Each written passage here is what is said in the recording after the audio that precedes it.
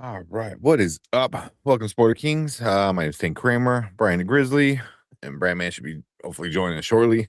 Hey, Tank, So- actually, I gotta leave for like 60 seconds because my daughters and my wife just screamed because there's a spider upstairs. So I have to go kill it, and then I'll come right Go back. do your dad duties. I have to go do it. I hear screaming, and she takes me a picture of a spider. I'm like, All right, go. so I'll be right back. I what was you trying to gotta do. flip the Avengers thing so that they don't block us, but give me a second. I'll be right back. All right, all right, all This right. is so crazy. See, this is why we always start like at 10 o'clock. Something always happens. There's always something going on. Oh man. But what's up, everybody? How's everyone doing? Everyone go see the Odyssey.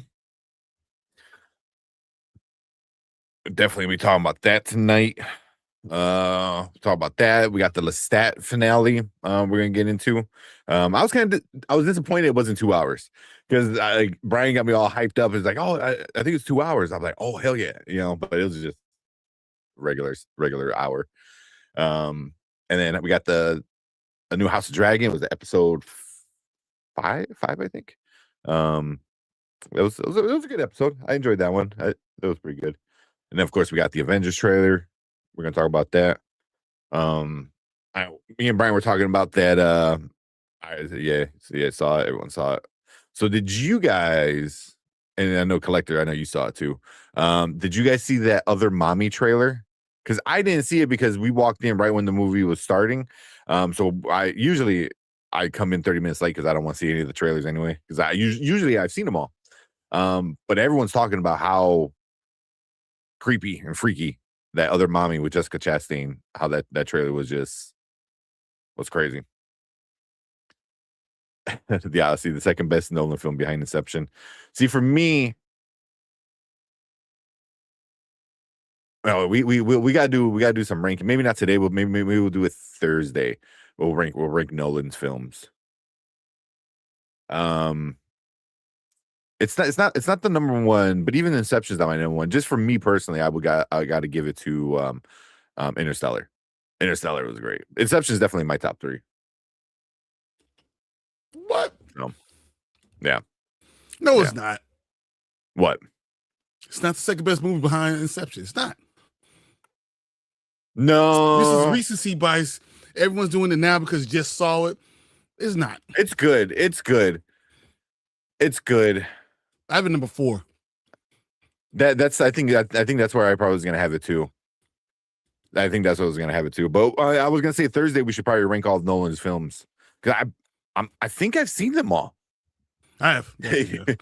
You're wrong. Yeah, I think I have it at number 4 because I like Inception more. I like Interstellar more. Yep.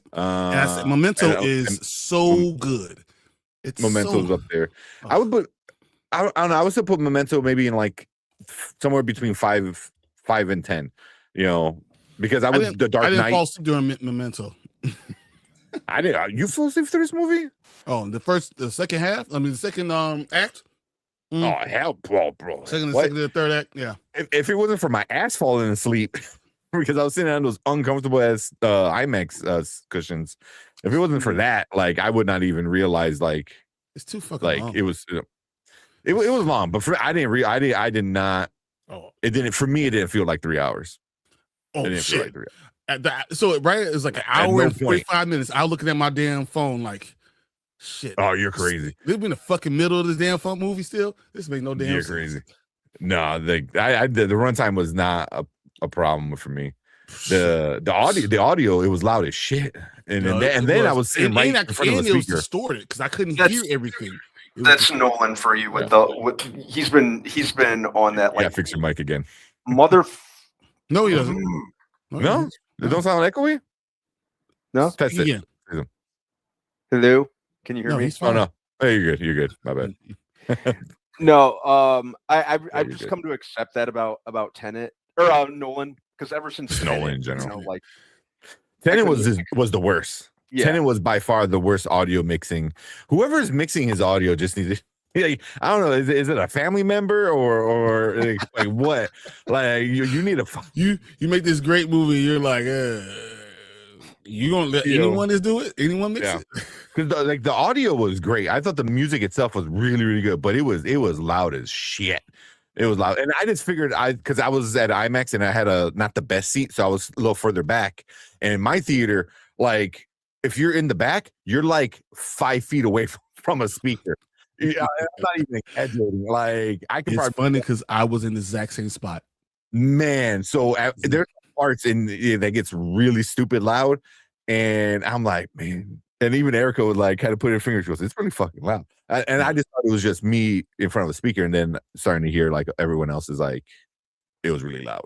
So It was really, really loud. I was like, dude, this is kind of crazy. What the hell? Oh, it's Tenet. Hey, man, Tenet's garbage. Tenet's not garbage, man. It's I get why people. I know don't like you it. like it, but don't get me wrong. really I like heard it. everyone I talked to also doesn't like it.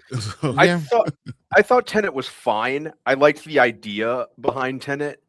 Versus the execution, but I didn't think it was by any means some big disaster. It's kind of one of my I don't want to say lesser Nolan movies because I'm kind of like movie. I'm kind of like I mean, we compared to Nolan's, yeah, because I usually enjoy everything Nolan does in at least some capacity. But I thought it was fine. It's not one of his ones that I go and rewatch. Like the Odyssey, I loved. I love Inception. You know, I love The Prestige. I love the first 2 Dark Knight movies. The Prestige is great. Prestige is great. Yeah, The Prestige is great. I loved like I said, I've come to appreciate more about Interstellar, especially after rewatching it to get ready for the Odyssey. So that one's growing on me. That one I used to not really mess with upon release, but I've been coming around to Interstellar. Oh, I love Interstellar. Oh, Interstellar is one of my favorite movies in general.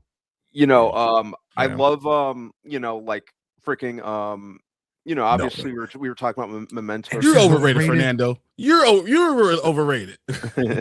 He put a black hole on screen, and the way he was described a black hole by all these scientists and physicists and all this, he's like, well, this is probably how it's going to look.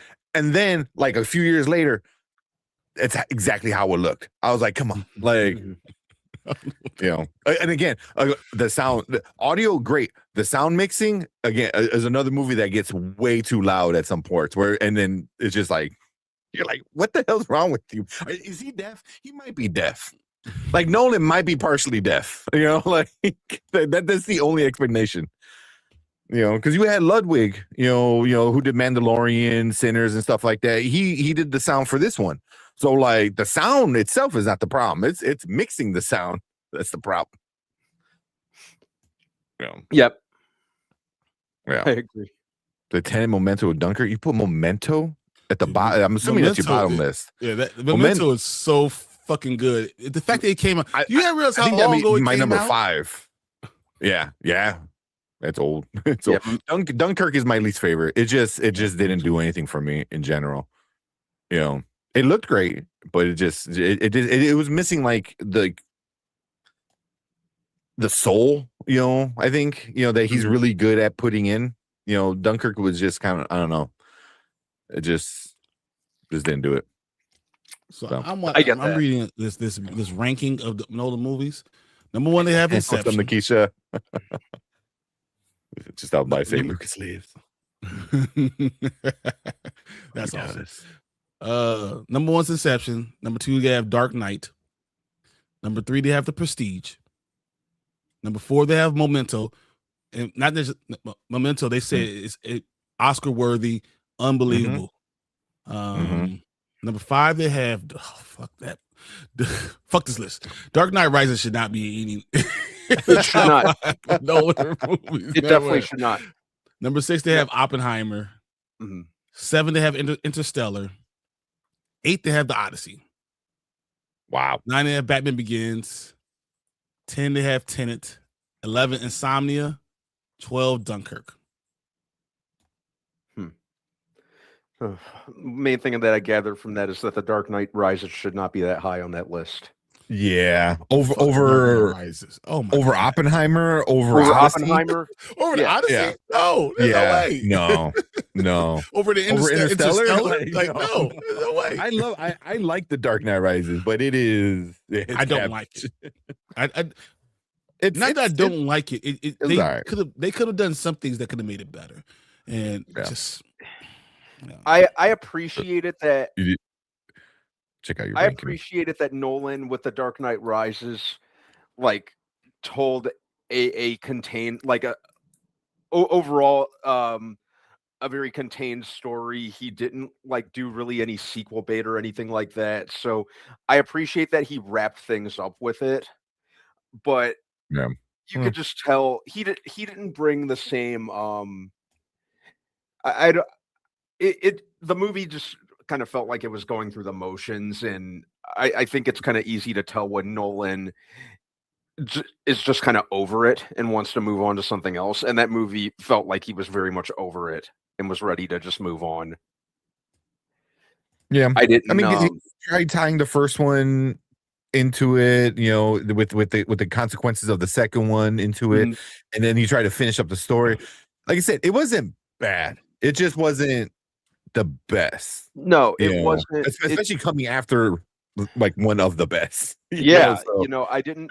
I didn't feel that investment that I did in the Dark Knight. Which, I can say that Batman Begins, I'm very fond of.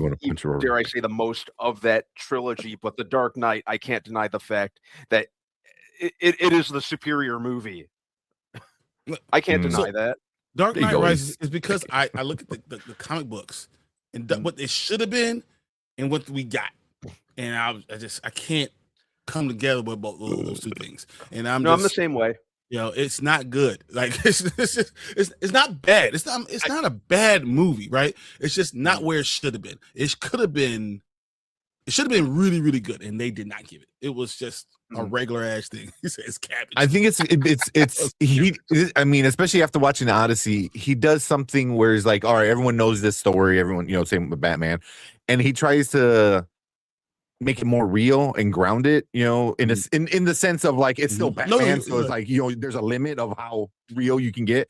Same with the Odyssey. It's like, there's a limit of how real you can get it. But he does that. Where in the first one he made it more real. The second one, it was really good, really grounded. It makes Joker more like kind of not as clownish and more like psychotic.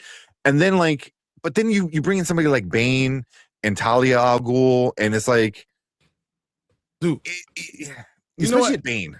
Bane is so very cartoony. It was so weird. The whole thing was just weird. I have no idea why he was doing it. Like I could not take Bane seriously in that movie. Much as I love Tom Hardy, it's like, what the fuck are they doing? Bane was a joke. His voice was a joke. The way that he looked was a joke. The way that I like the way he looked. I didn't mind the way he looked. He looked fine. I thought he looked so silly. The reasoning of Bane didn't make sense, and then he broke his back, and then he's back. Like how you gonna ground it? It just didn't make sense. All this shit didn't make sense. Yeah. And you know why? I know you love Batman Begins. You know why I didn't like Batman Begins? Because Ra's al Ghul was underwhelming, and he should not been that underwhelming. They should have done more with Ra's al Ghul. No, I get that. Or and that pisses me off so much. I'm inclined to say that they even could have done a completely different villain just to kind of fit into that hyper realistic tone that Nolan was going for. But I get how they wanted to tie it into his origin. It was just like I get what they were going for with it, but again, you're kind of there's kind of a small amount or like a very specific amount of villains you can use for that hyper realistic Nolan approach, and maybe Ra's al Ghul was just wrong for it. But on the flip side, grounded superhero movies are stupid. Yes, but Batman's not a superhero. I said it. I don't care. He's not a superhero. He's a dude. He's a hero. He's a regular ass guy with a lot of money. He is not a superhero. So it can be grounded because he does regular shit because he has to deal with regular shit. Yeah, It's just the one part that could be and with someone like Nolan in the state of the Batman movies at that time, I get the realistic. I hate using this word too much because it was flogged to death at the time, but I do get the realistic, gritty approach that they were going for. It was kind of necessary at that point in time. You know, we were 8 years off. We were 8 years off Batman and Robin. The Batman movies were just like in a total state of distress. So I get the reasoning behind that grounded approach. That's when superhero movies were still, or comic book movies in general, were still kind of finding their groove. So I understand. I understand the why. I was looking at Mama Bear's thing. That's just hilarious. Oh, did you? Okay, I just Mama Bear sent a DM saying Brian should cosplay as this for. That's so funny because that would be me. Oh my god. Well, let's see. Oh, this is bring it up if you can. Hilarious. Oh my goodness. Yeah. Take a look. Also, I laughed hard when I see it. I didn't hear it. I just saw it and I already saw it. Yeah. But you got to there's a clip of somebody talking about the Dark Knight Rises. They were an extra in the stands of the stadium, and they're like, okay, this is gonna happen, so we just kind of need you all to like kind of play along, blah blah blah. And so she's just a regular person, right? And she said then he got on the mic and he started talking, and she like looked over and started laughing. She goes, that's not the voice he's gonna use in the movie, right? And she's like a lot of people were like laughing, like, because that's the first time they heard it, because he comes out and he's pretty, he's on the big screen and everyone sees him and they're like, okay, he's a big dude, and then he starts talking and they're like, wait, what? So yeah, this is hilarious. I you saw me just laugh as soon as I saw it, so like, come on. This is X-Men 87. I'm gonna go back to the 80s for this, right?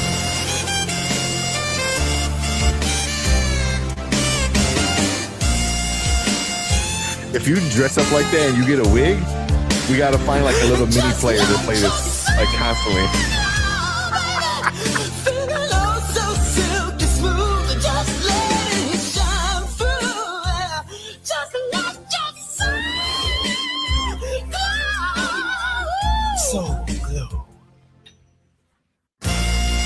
I want to be second. Look at that. I want to be the guy in the purple. That'd be awesome. That was good, Mama Bear. I literally watched it and started laughing. It's so good. You can do like both. You just like just have your regular hair, and then like when you want to like do that, just throw on the wig. We for sure like there's like mini players that you just hit the button and it plays the music. We just have that hanging on your belt, so you just press the button and you get a little the spray bottle. Just yeah, 100%. I love that. That's definitely X-Men 87. That's cool. Man. That Bishop went a little too far back in the past. Oh man, that's so good. Oh man, thank you, Mama. That was funny. I needed that. So I saw it without any audio, and that's the first thing that popped in my head was the song, and then I saw the little pop up, and I'm like, okay, I'm pretty sure he's singing it. Oh man, that's so good. All right, we waited long enough. Let's just get the Doomsday stuff because I have not been. I've been saving this. I haven't watched it. Yeah, so I stopped myself. Steve Rogers is a grounded superhero. He's a super soldier. He's a super soldier. Batman's a dude. Mm-hmm. He ain't got no super soldier, nothing. He's just a dude. Yeah, I don't know. And I know that people. I know that people say that, and I've said this myself. Batman has is like not a peak human, but is peak physical state. But I still can't call him a superhero. Yeah, but I get what he's saying. Like Steve Rogers is grounded. Like he was created in World War II to fight the Nazis, and then in order for there to be the other side, the Red Skull or whatever. All those cool. That Scotty Young. Yep. I thought nice. Just got these two. So nice. Send them in. So I mean, I get what you're saying. That Steve Rogers could be grounded. But Jimmy- then again, like he's still a super soldier. Like it's hard to say he's grounded. You know, Yeah. I mean, he's a super soldier. It's just Yeah. He survived being frozen in the ice for 75 But years. that's the thing. I would say maybe it was the original creation was grounded, but I mean he's not grounded anymore. I mean, the dude fights aliens and shit. I'm not even sure how the original guy is grounded. Because, I mean, like literally, you create him in the lab. Like, yeah. Give me 1 sec. I'm just gonna open my window. Let some air. But I mean, but he's just like a guy fighting Nazis. He just had superpowers. So it's superpowers, yeah. But he's fighting. But I mean, does having superpowers make it grounded or not grounded? Yes, I think as soon as you have the thing that Batman's grounded is because he has no powers. He literally, his powers is the power of planning, the power of plot armor, the power of what? So if Batman goes to Apocalypse and starts fighting Apocalypse, you're gonna say that's still grounded? I think Batman himself is still grounded. He's still just a dude. It would be like me or you going to go fight Apocalypse. Apocalypse is still Apocalypse, but it's still us.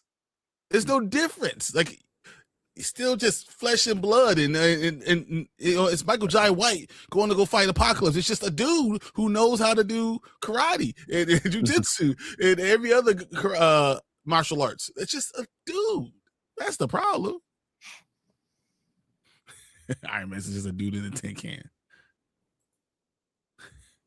Oh wow, Tube, that is crazy. He said, well, technically he's grounded. He's now he's 6 feet under. Oh, that's grounded. I don't know if you get much more grounded than that. Oh man, yeah. He says, I will neither deny or agree that I've seen the trailer. So they called me. Some guys called me, and I was like, wanted to do a trailer reaction. I was like, nope, guys, I got to do this. Promise everyone, we're gonna do it here on Spoiler Kings. Before I do it, I cannot react to anyone else except for this right now because I couldn't wait. Can't wait. But I also know that a lot of people have been getting canceled, like or banned from doing it. Being done it. Yeah. So I flipped it. So there's 2 options. You can do the regular one. You can do the flipped one. So we do the flip one. I doubt anybody's gonna read anything. Just when it says Avengers Doomsday, just just go like this. Yeah. Grab a mirror and look at the mirror. Yeah. So I'm cool with the flipped one. It's a good call. Did you flip it or did you find a flipped one? I flipped it because I saw DreamHack had problems, and I was like, I didn't want. Why is this off-centered? Problem. It's a good question. Because it's supposed to be only 2 in there. Yeah, but it should still be centered. There you go. Yeah. So DreamHack, I was having issues. I get it. It's brand new, and Marvel's probably hitting it hard. But I mean, usually if you file, it could save us, but I just figured why not? Yeah. No, yeah. I don't think it's that big of a deal. All right. Bring that down. All right, let's check out this trailer. Because I've been super excited to watch it. People are getting takedowns. Sometimes, I mean, especially like early on, if you do it like right as the trailer pops out, And also, they were live. Were they just replaying the trailer over and over again on a live stream, like Marvel? Yeah. Was that what it was? That's what I thought. They just showed it, and they wanted to be the first one to release it, and it's going over and over and over and over again. Yeah, because I saw they were live. I clicked on it, and it was a trailer, so I clicked off, and I was like, and then I'm like, are they just live streaming the trailer on repeat? For I don't even know how long that stream was for. So. All right, let's check this out, and then because probably won't be able to hang out too much with all the other stuff because there's a lot to talk about. Yeah, a lot to talk about. Because Odyssey deserves it, Lestat deserves it, and I didn't hate House of the Dragons. It was a good episode. It was fine. Yeah, it was a good episode. I wasn't bored. Oh, at least they went back to the format of the last 15 minutes was really good. I went and got my tickets for Doomsday. I didn't know who was gonna come with me, so I just bought tickets. So I bought 2 tickets. I was like, well, whatever. No, I am not getting tickets for this trite. They're like selling out. Yeah, they're like selling out already. The first day is gone. Yeah, all the Dolby, the ones I go to by me, only the Dolby screen. Only a Dolby screen. Okay, I'm guessing only the Dolby screen sold out, or I'm not sure what happened. Just kind of stopped right there. We're gonna wait for Tank to see if he comes back.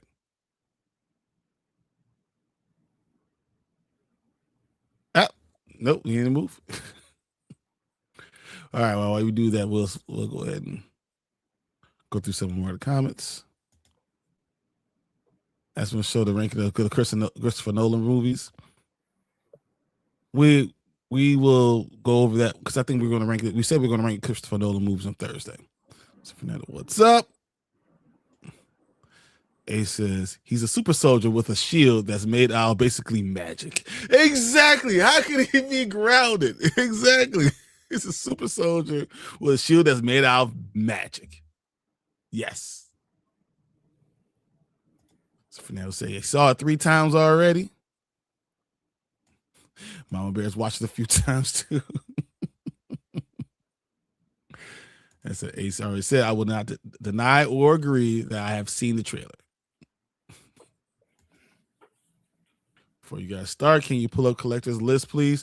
We're going to have to wait. We're not going to do it when we do the Nolan Day after we do our review. Someone bear hug me tight. Hug me close. Iron Man's a dude in tin can. Natik says, Spoiler King's grounded comic book characters. Spider-Man, but is he grounded? Is Spider-Man grounded? I mean, he got bit by a radioactive spider. I think his trials and tribulations are relatable. I wouldn't call him grounded. And even the people that he's fighting are maybe Electro. Yeah. Sandman. I don't know. I mean, I guess the Green Goblin could be just, maybe, but yeah. But I think he himself is not grounded. And that's why I'm saying. I'm saying the characters. Spider-Man is not just a dude. Spider-Man has superpowers and he has like the strength of like 1,000 men. Like he's able to do a lot of stuff. So I'm not sure that he himself is grounded. Yeah, he himself, no. Some of the stuff that he deals with, like, getting to class on time, his, being broke, looking after his aunt, stuff like that. Some of the things that he does in his everyday life are very normal and relatable and very everyman. But yeah, the stuff that he could do, shit, I wish I could, swing through there, swing through the air and, be able to lift like a metric ton and stuff like that. Exactly. 100 times his body weight and all the stuff like he's able to do. He can contend with the Hulk when he's punching him and he's able to bounce right back. Like he's relatable but not grounded. He's relatable but not grounded. Yeah. I definitely agree there. Said Poison Ivy grounded?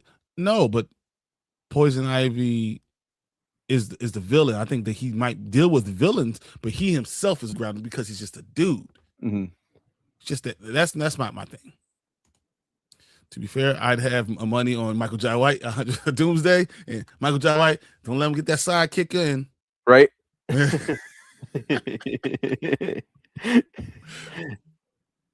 So Batman's plot armor is stronger than cheating women and taking accountability. Holy shit. Okay. I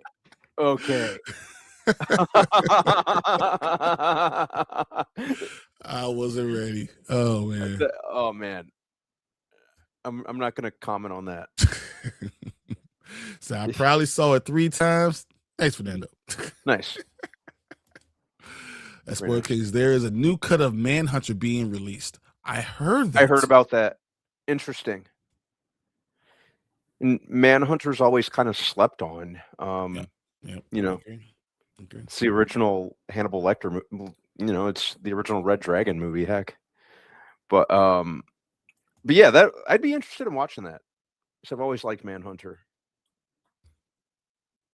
He says, "Yeah, it's because I've seen so many reactions. I haven't watched it, but there were a lot. Yes, I know. There's all over the place. And we'll get it started. As soon as Tank decides to get back, I'm guessing. I don't know if he had to reset his computer or if the power went out because the power has been going in and out for us too.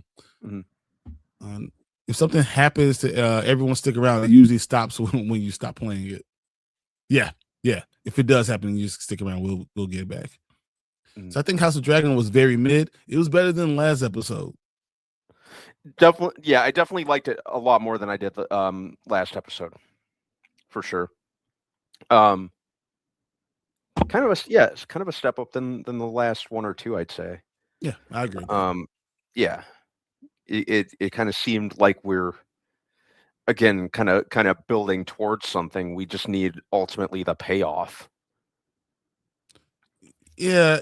But I understand why people like it. I can understand the intrigue and all that stuff, why someone likes this. Yeah, absolutely. So yeah, the first days are gone around here too. Yeah, all the first days are gone.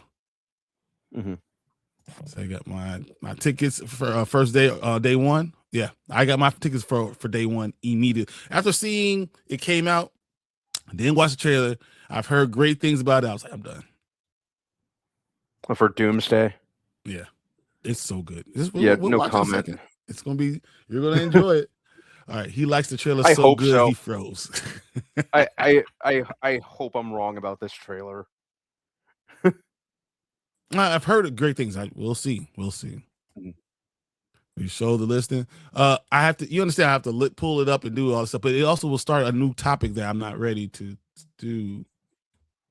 Okay, he redid his play. He did. It should be coming soon. The trailer didn't do very much for me. It didn't get chills like Doom 3 did. But you didn't want to watch like Doomsday. You didn't want to like Doomsday, so I don't know. Spider-Man is not grounded. Spider-Man is not grounded. I agree. No. So Delta Dan says, "What's up, y'all? What's going on, Delta?"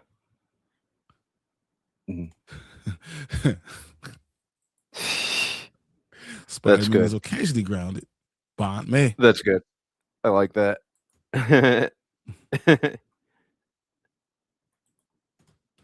House of Dragons mid, go figure. Come on, you better stop with the hate. The UK released Manhunter. I actually just pre-ordered it. Really? That's awesome. Okay.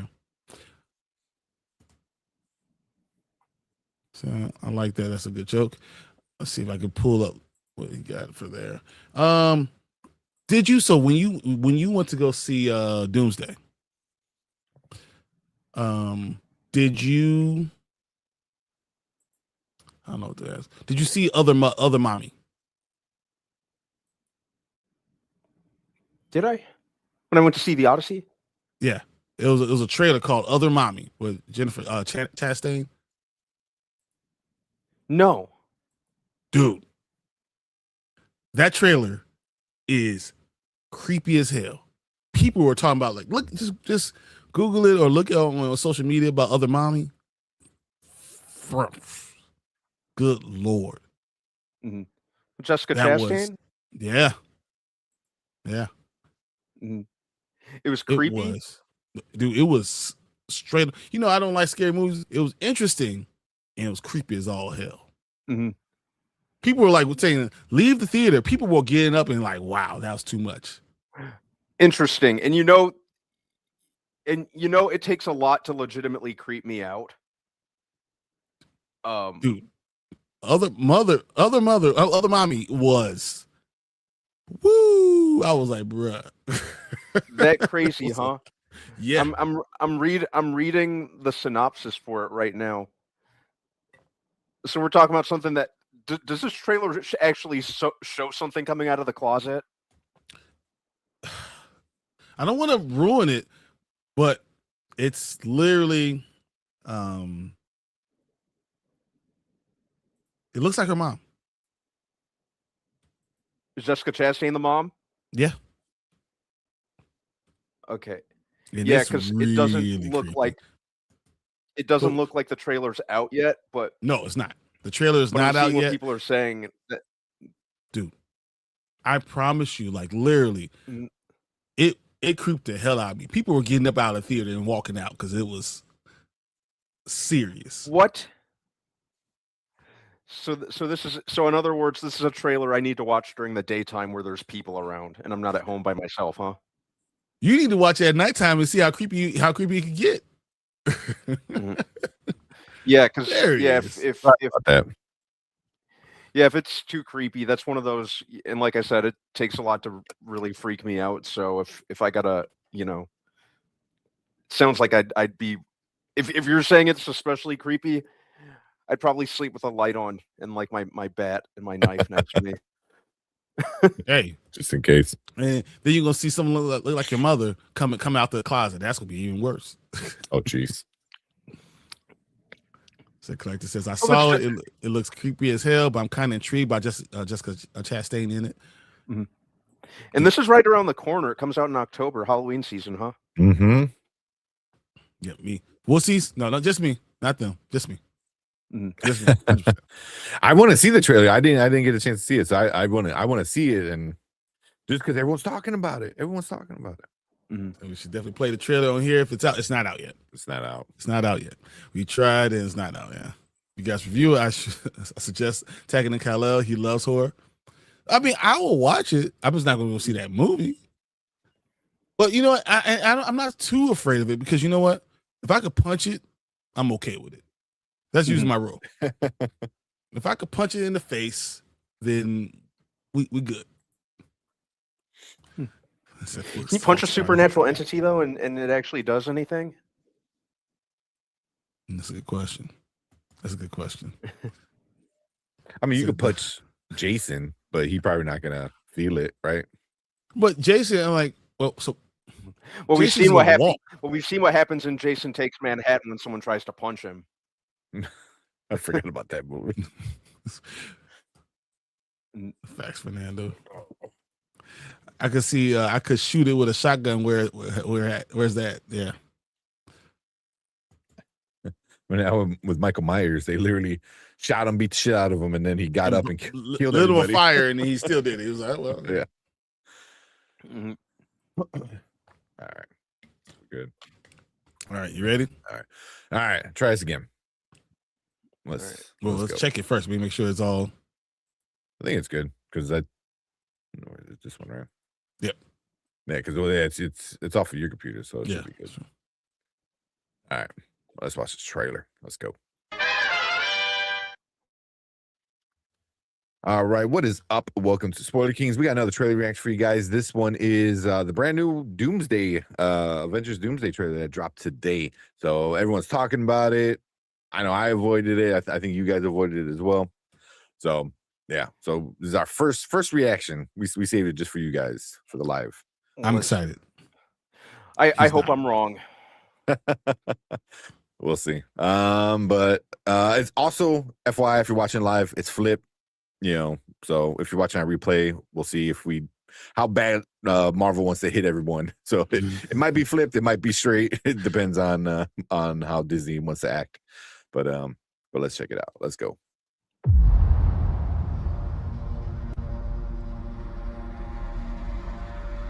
Something's coming.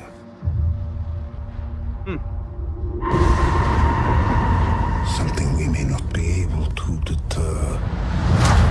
Before this day is done, we shall be faced with an unthinkable decision.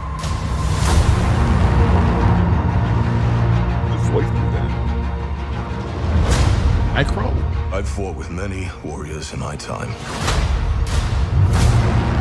They were far stronger than all of us put together, and they died. They died facing enemies and threats that scared me far less than this one.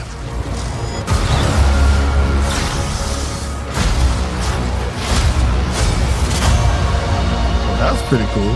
Yeah. Everything that they sacrifice will be for nothing if we do not stand together. aside your petty squabbles. Presume nothing except this. If you return, you will return as brothers and sisters.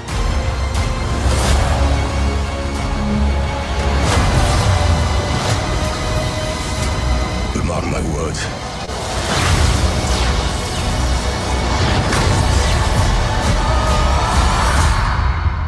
We're going to need a miracle. Hey, pal. It's not possible.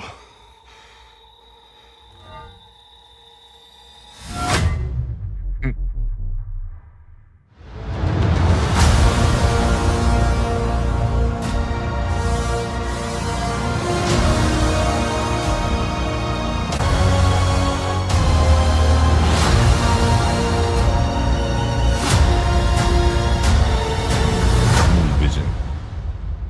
What the hell is Infinity Vision? What even is that? 4 Okay. months, 27 days, 15 hours, 59 minutes, 57 seconds.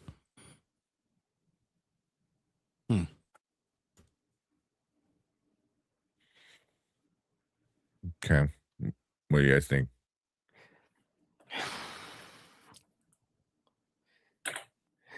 It's been a very long time since a trailer has made me feel an overwhelming sense of nothing like this.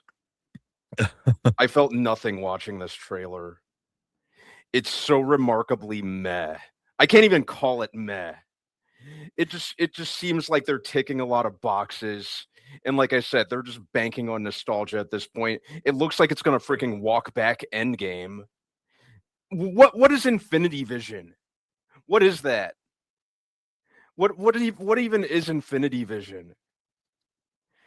Why are we've been waiting for all these years for Shang-Chi to come back, and the best they have to show for that, rather than giving him a sequel at this point in time, is him fighting Gambit for God knows what reason.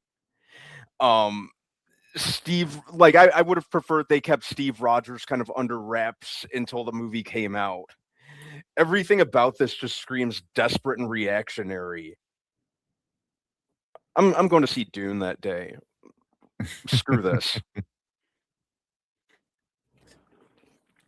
Reactionary bullshit. I liked it because I'm like seeing Doom is interesting, you know. And you know what? I was hoping I'd be a little more excited about Dune, but even him, you know, like it felt like there were stakes with the Endgame and Infinity War trailers, and there was payoff with Thanos. There was build up to Thanos. They're just dumping Doom in because they backed themselves into a corner with the whole Kang situation. That so I'm not even invested in Doom. He's just showing up. Yeah, I mean, you know, everything happened with Jonathan Majors with King and stuff. Like it definitely, they had to figure something else out. Yeah, so it definitely feels like a plan B kind of. Yeah, and they went, but yeah, and they went crawling back to the Russos to save their asses, even though they said like you know, like they were going to move forward with the new generation of heroes, which made sense because Endgame was an end of an era. It felt like it very much wrapped those characters' stories up. And now they're coming, and now they're you know, they went crawling back to them to bring them into the fold. Because you know, we got your favorite actors back. Come give us your money. yeah, but I mean, that's what comic books do. Like, oh, Superman died, and then he comes back. Oh, Professor X died, and then he comes back. Oh, remember when Batman died, and then he came back. You know, so it's like, if it makes sense on why Steve Rogers is young, I'm fine with it. You know, it could be as easy as like, in this new world, he finds out like, you know, Doom is coming, so he like, you know, he freezes himself again or some shit. You know, he does like a Futurama kind of scenario. You know, like I don't know. I don't know. Like I'm willing to give them a chance because at least with Marvel, they don't miss. You know, so I'll give them the benefit of that. You know, with the Russos and Kevin Feige, it's hard to say like they suck. You know, when everything they made is like some of the best MCU stuff. They've given us like some of the best MCU stuff, but and especially dealing with the Jonathan. I mean, I still think they should have just kept Jonathan Majors and figure something out, but they went the way they went, so they definitely had to go plan B. Mm-hmm. So, but yeah, it doesn't look bad. I think it looks good. I'm interested.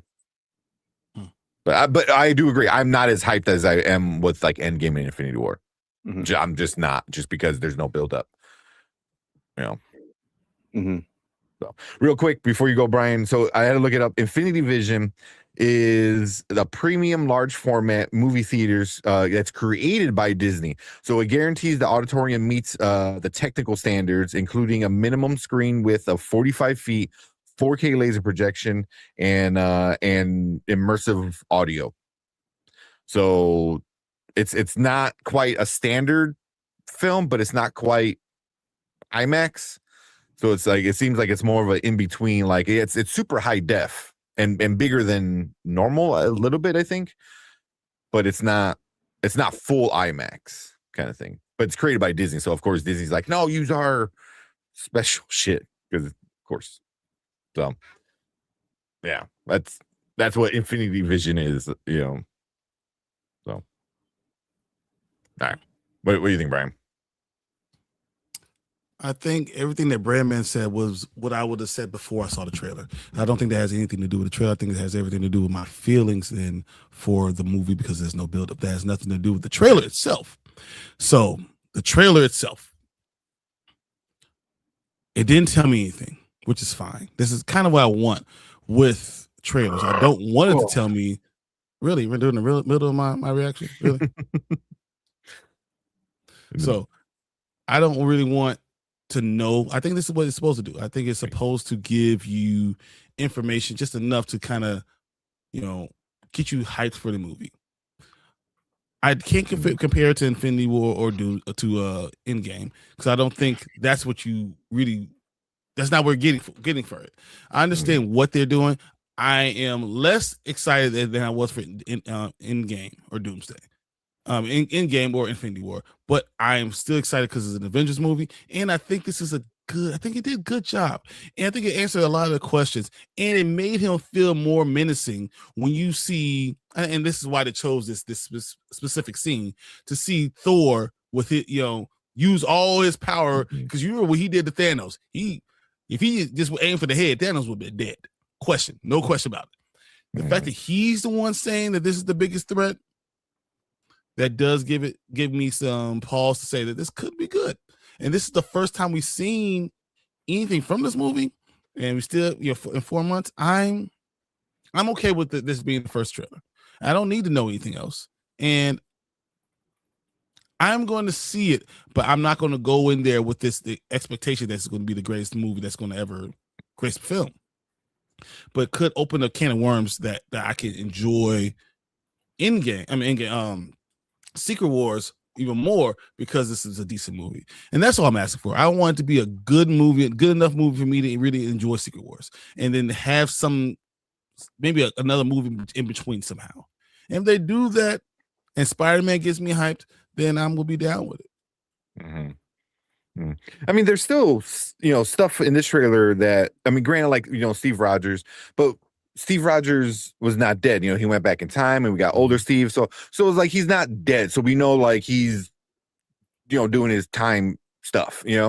Where Iron Man or Tony Stark he's like dead. Mm-hmm. So hopefully, and I know they're gonna do it, because of course they're gonna do it eventually.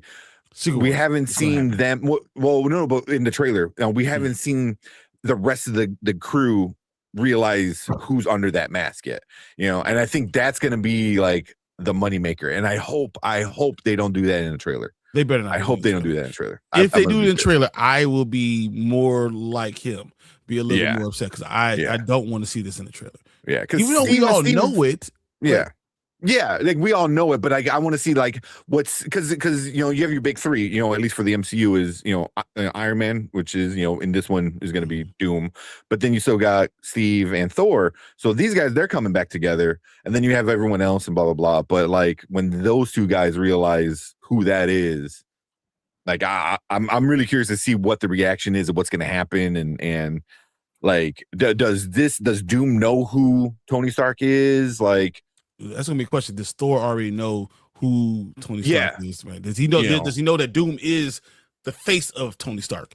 And that's because you see him walking in with Fantastic Four in the beginning. So it's like, so because we saw he has his mask off when Franklin is touching his face and stuff like that. So it's like, is there a Tony Stark in that universe? Like, so I'm kind of curious to see what, because the Bruce's already came out and they said like, no, this isn't like an alternate version of Tony. They said this is Victor Doom.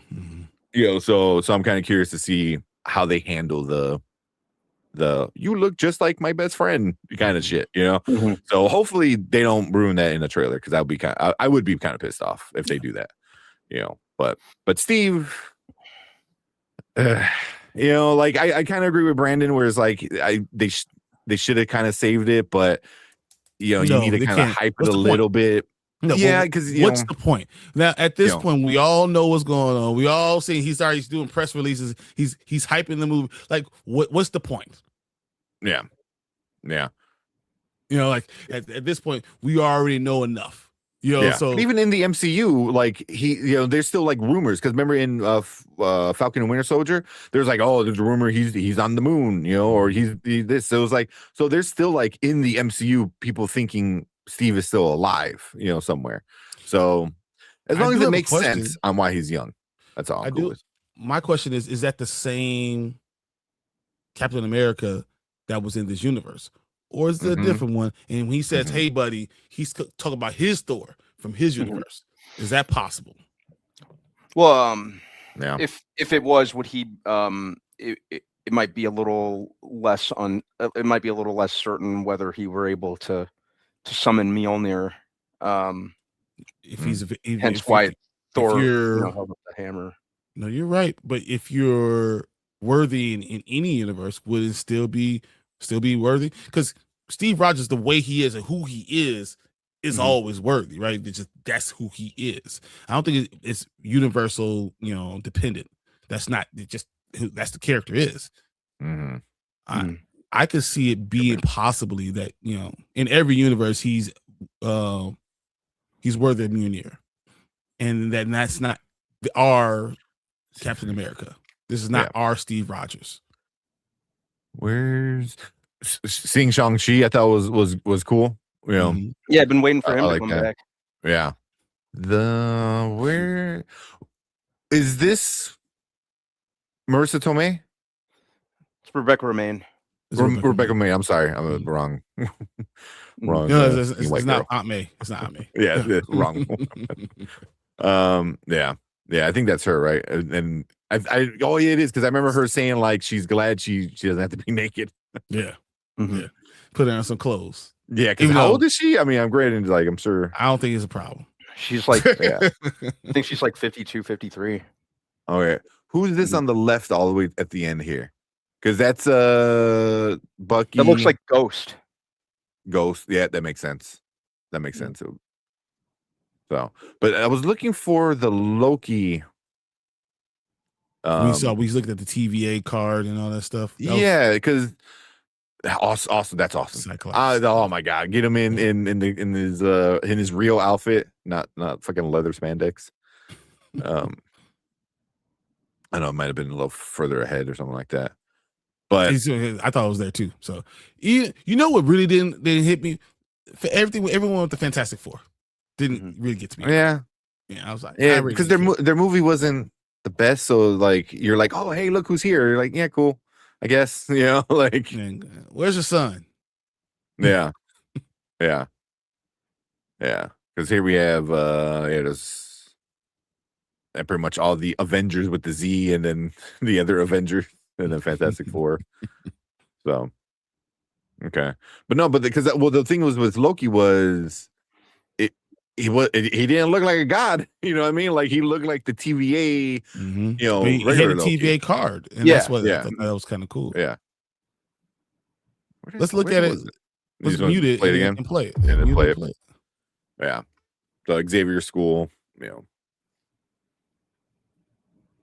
But yeah, I think you're right because I know because I was saying who voices that might be Nightcrawler because it has that. It sounded like accent. Nightcrawler. Yeah. That's what. Yeah, because even that I'm kind of curious. Is that an incursion going on? You know, because the rumor was that X-Men have been, you know, killing other universes by killing, you know, their people and destroying their heroes. So they've been surviving off of it, and then maybe it comes to an end. I don't know. Mm-hmm. Ant-Man, what the fuck is Ant-Man there? He killed Kang. Just a dude. He ain't even got money. He ain't got no fighting skills. He's a dude. See, I wonder where they're at there because the statues and stuff. Mm-hmm. Is it in his dream? Like some realm or something like that. Why is Gambit the same player as Shang-Chi? I don't understand that. Right there, we saw the TVA, and then we saw Loki right there. Yeah. The World Tree. The World Tree. Or the branches, and then that. I can't tell where he's at, but I wonder is this the same Loki at the end of Loki season 2 where he like loses the branches to like, you know, Doom and like he has to like go out, or is this a different version of Loki because now we got all that, you know, kind of shit going on? That's not God Emperor, you know, like whatever. Yeah. That's not the one the man between time that's holding all this stuff together. I don't know. That's You're saying crazy. that's Doom? That's Doom's voice? Yeah, that's not. You can definitely hear like a little bit of Robert Downey Jr. in there. Okay, we want to hear that again. I want to hear at least that part. Yeah, check it out. What's up, Jen?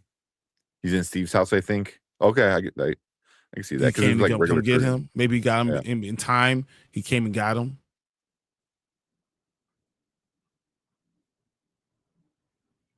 Yeah. So it seems like a lot of people are like, you know, like saying goodbye, kind of vibes. Getting ready to die. Oh, that. So look in the background of Cyclops. Are those Sentinels? We see the legs. Mm-hmm. Yeah. So is Doom controlling the Sentinels or something like that? That'd be kind of cool. Him flying again. The last person that called his move like that was Hela. Yeah, and it wasn't even with that. It was with the hammer. Mm-hmm.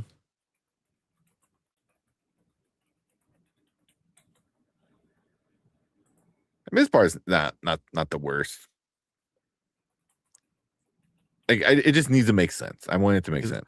As long as the story makes sense. You know what? When I say the story needs to make sense, I don't want them rewriting Endgame.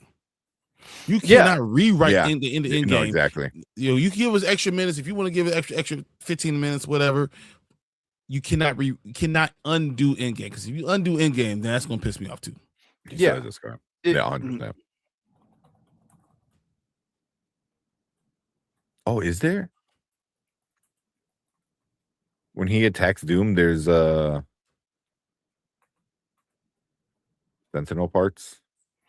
I mean, you see this parts. I just don't know there's. I see stuff on the floor. Yeah.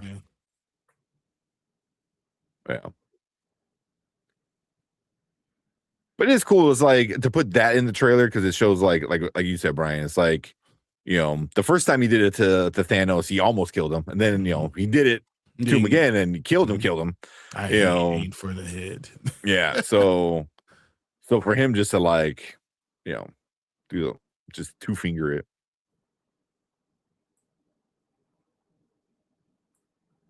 It just has to, as long as the storyline makes sense and you're doing things that make sense, I'm okay with it.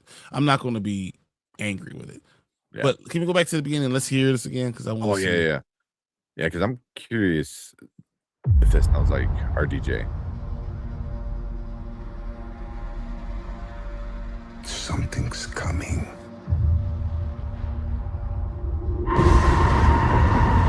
Something we may not be able to deter before this day is done. be faced with an unthinkable decision. Somebody has a Latvian accent. Some like European yeah. kind of, yeah. I now that I hear it again, it I can hear the RDJ, bass to it a little. Yeah. So I can see that. You think Doom's going to sound different too? That's going to be kind of weird too. But you give him that European kind of accent that, I mean, they do it a lot to him in cartoons and stuff, where he has that accent. Ooh, Ace is right. When Thor's doing that to Doom, there could be Doom bots that are on the ground. Oh wait, did I miss it? Oh, Doom bots. The Doom bots. Yeah. Doom is from. He's from Latvia, so that's what you think. He has a Latvian accent. That's what I'm thinking. Yeah. They're doing some type of accent. No, this kid, no accent can disguise him. Yeah, hearing it a second time, I definitely I can hear the. Him. I mean, but when we say Nightcrawler, because it sounds like a European accent, right? That's the whole point. That's what we were saying. Like, it sounds like that European accent. So, but being from Latvia, that kind of makes sense to being that type of accent. Yeah, because if they're going with like this is actually Doom, then he shouldn't sound like he shouldn't sound like Tony Stark and listen to like AC/DC and shit. So yeah. Well, okay. I didn't mind that voice. If that's how he sounds in it, I'm like, okay, that's not. No, I think his bad. voice is fine. Yeah. I think what piss people off is that I still think they should have been Cillian Murphy. I still think that should have been Doom. Yeah, it should have been a new actor. It was what. time for new blood, especially if you want to keep a character like Doom should stick around for a while too, and just getting Downey back. No offense, because I love Robert Downey Jr. The MCU is partial is the house that he had a heavy hand in building, but it just seems so cheap and safe to go crawling back to him because everyone loved Downey and it's just Marvel like, oh look, your favorite actor's back. It's like Marvel's in please clap mode basically. Yeah, but that we already knew that. So like, we already know kind of need that. At this point, this is what it is. If this movie makes them $2 billion, I don't care. Yeah, hey, good job. Because this is what it needs. But honestly, I'm looking at this as a beginning for Doom, but I think you need to have another movie in between this and Secret War. I think it'll be too weird to go from Doomsday right to Secret War and not have something in between. What would be a good movie though? Because when they did it with Ant-Man, it didn't make like the whole movie was its own thing, and then they just threw a post-credit scene in where you're like, see, I was like, yeah, but the movie itself had nothing to do with telling the story. It's just this end credit, kind of thing. So unless they do that, which I find kind of silly, I was like, no, if you're gonna do it in between, then have it be a in between kind of set up thing. Well, like they did with Captain Marvel, and stuff like that. Yeah. I thought that was a little bit better. Where you're introducing this character who's gonna be should be a bigger role than they actually were in the finale, but. Either way. Like Doctor Strange 3, that's a good one. So that why the Strange decided to change something to that effect. Like you have something. Obviously, they're not going to do it. Because Doomsday is being filmed now. Yep. But I think those are the dance. But no, I think that's where I'm going to have a problem. Yeah. Appreciate the gems, man. Thank you so much. Yeah. Spider-Man's gonna make a buttload of money, but that's not gonna set up, the Avenger movies. Probably not. Spider-Man's gonna make 1.8 billion, right? And I think the Avengers Doomsday is gonna probably make 2 billion. It's gonna be right there on it, like right there next to it. I'm more excited for Brand New Day. Mm-hmm. I am more excited for it, but as we get closer, if they do it right, maybe the excitement might be increased. We'll see. Yeah. Now that I think about it, Doctor Strange would be like a perfect in between movie because isn't like what's her name? Charlize Theron's character gets him as like, oh, we have to go save incursions. So like if you're doing incursions and worlds colliding and shit like that, like have a movie that's going to talk about why Doom, incursion. why Doctor Strange is helping Doom. What's the thing that he's doing? Why he's there? That would be a perfect, in between movie.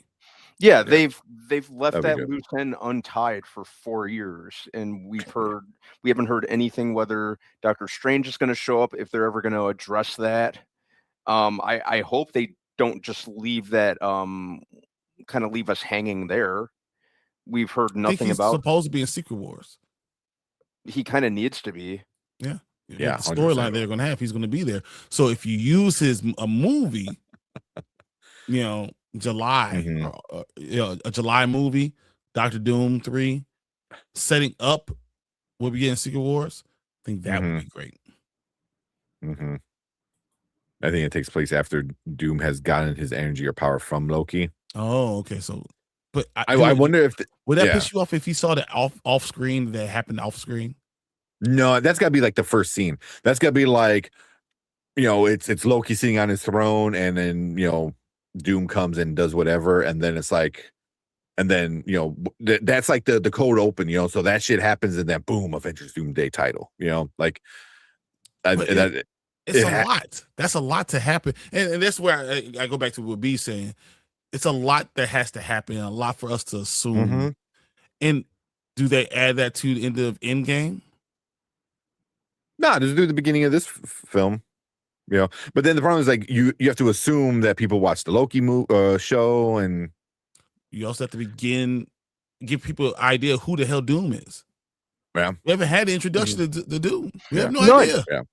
And a character like Doom should have been built up. That's kind of what I'm saying. Like there should have been groundwork for him. This is a big, landmark villain. Like he deserved build up, and he deserves to stick around for a while. And I'm really disappointed that they'll recast. They're just, it's, I was hoping we'd have seen more of him leading up to this. Yeah, I mean, I think if you go that route where like you have Loki and then you just have Doom just come in and f everything up, and you're like, oh shit, this guy's a problem, and then you start to introduce like who he is, and stuff like that. That's why you have Fantastic Four. I'm assuming he's going to be connected to Fantastic Four. I hope he's connected to the Fantastic Four, because that's their villain. You know what I mean? And all the rumors and stuff I heard, they're going to connect it more to Captain America. So we'll see. We'll see if that's the route they go. But it's just a lot. Yeah.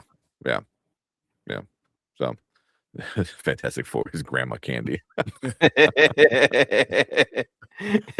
That's what I was looking for. Is it warm without a wrapper on it, Tony? But you go grab one, they're all stuck together. It's in their pocket. Yeah. Words. Oh man. Yeah. Which world will we come from? Big question. I think it's gonna be Fantastic Four world, right? It needs. Yeah. It should be. Yeah. But all right. Yeah. Doctor Who should have a side villain if it has Four first steps. Yeah. I mean, not wrong. Something else that could have led into it, not just like what you did with Thanos. Exactly. Like there's Thanos, but then he had his minions doing some stuff. So yeah. Like him just saying, "Don't worry, this is all part of my plan," and that's it. Yeah. Or even that's not a bad idea. Just saying, "Don't worry, this is all part of my plan." Yeah, you get another Fantastic Four is the in between movie. Maybe another build. I was gonna say maybe you build up instead of disappointing, and like you're like, oh, I kind of like them this time around, but that's risky. I don't know. We'll see. But yeah, that's the Avengers Doomsday trailer. Everyone's been talking about it today, so it was a good trailer. It hasn't. It didn't tell you too much. I have no problem with the trailer. I have problems with can it work? Yeah, which has kind of been, I think, everyone's problem since the start. So, but visually looks good. So we'll see. We'll see how it goes. When we get another trailer, a few more months probably. Trailer left me feeling so empty. Yeah, I'm sorry. I mean, if this left you empty, I mean, I don't think there's gonna be a trailer that does anything for you at this point. Honestly, it's like not the trailer. I think it's what you're saying, what you want, but that's not the trailer. Don't blame the trailer. The trailer didn't do anything. Yeah. No, they put out the trailer for me to look at and judge and see if I want to see it or not, and it's not doing anything to make me want to see it.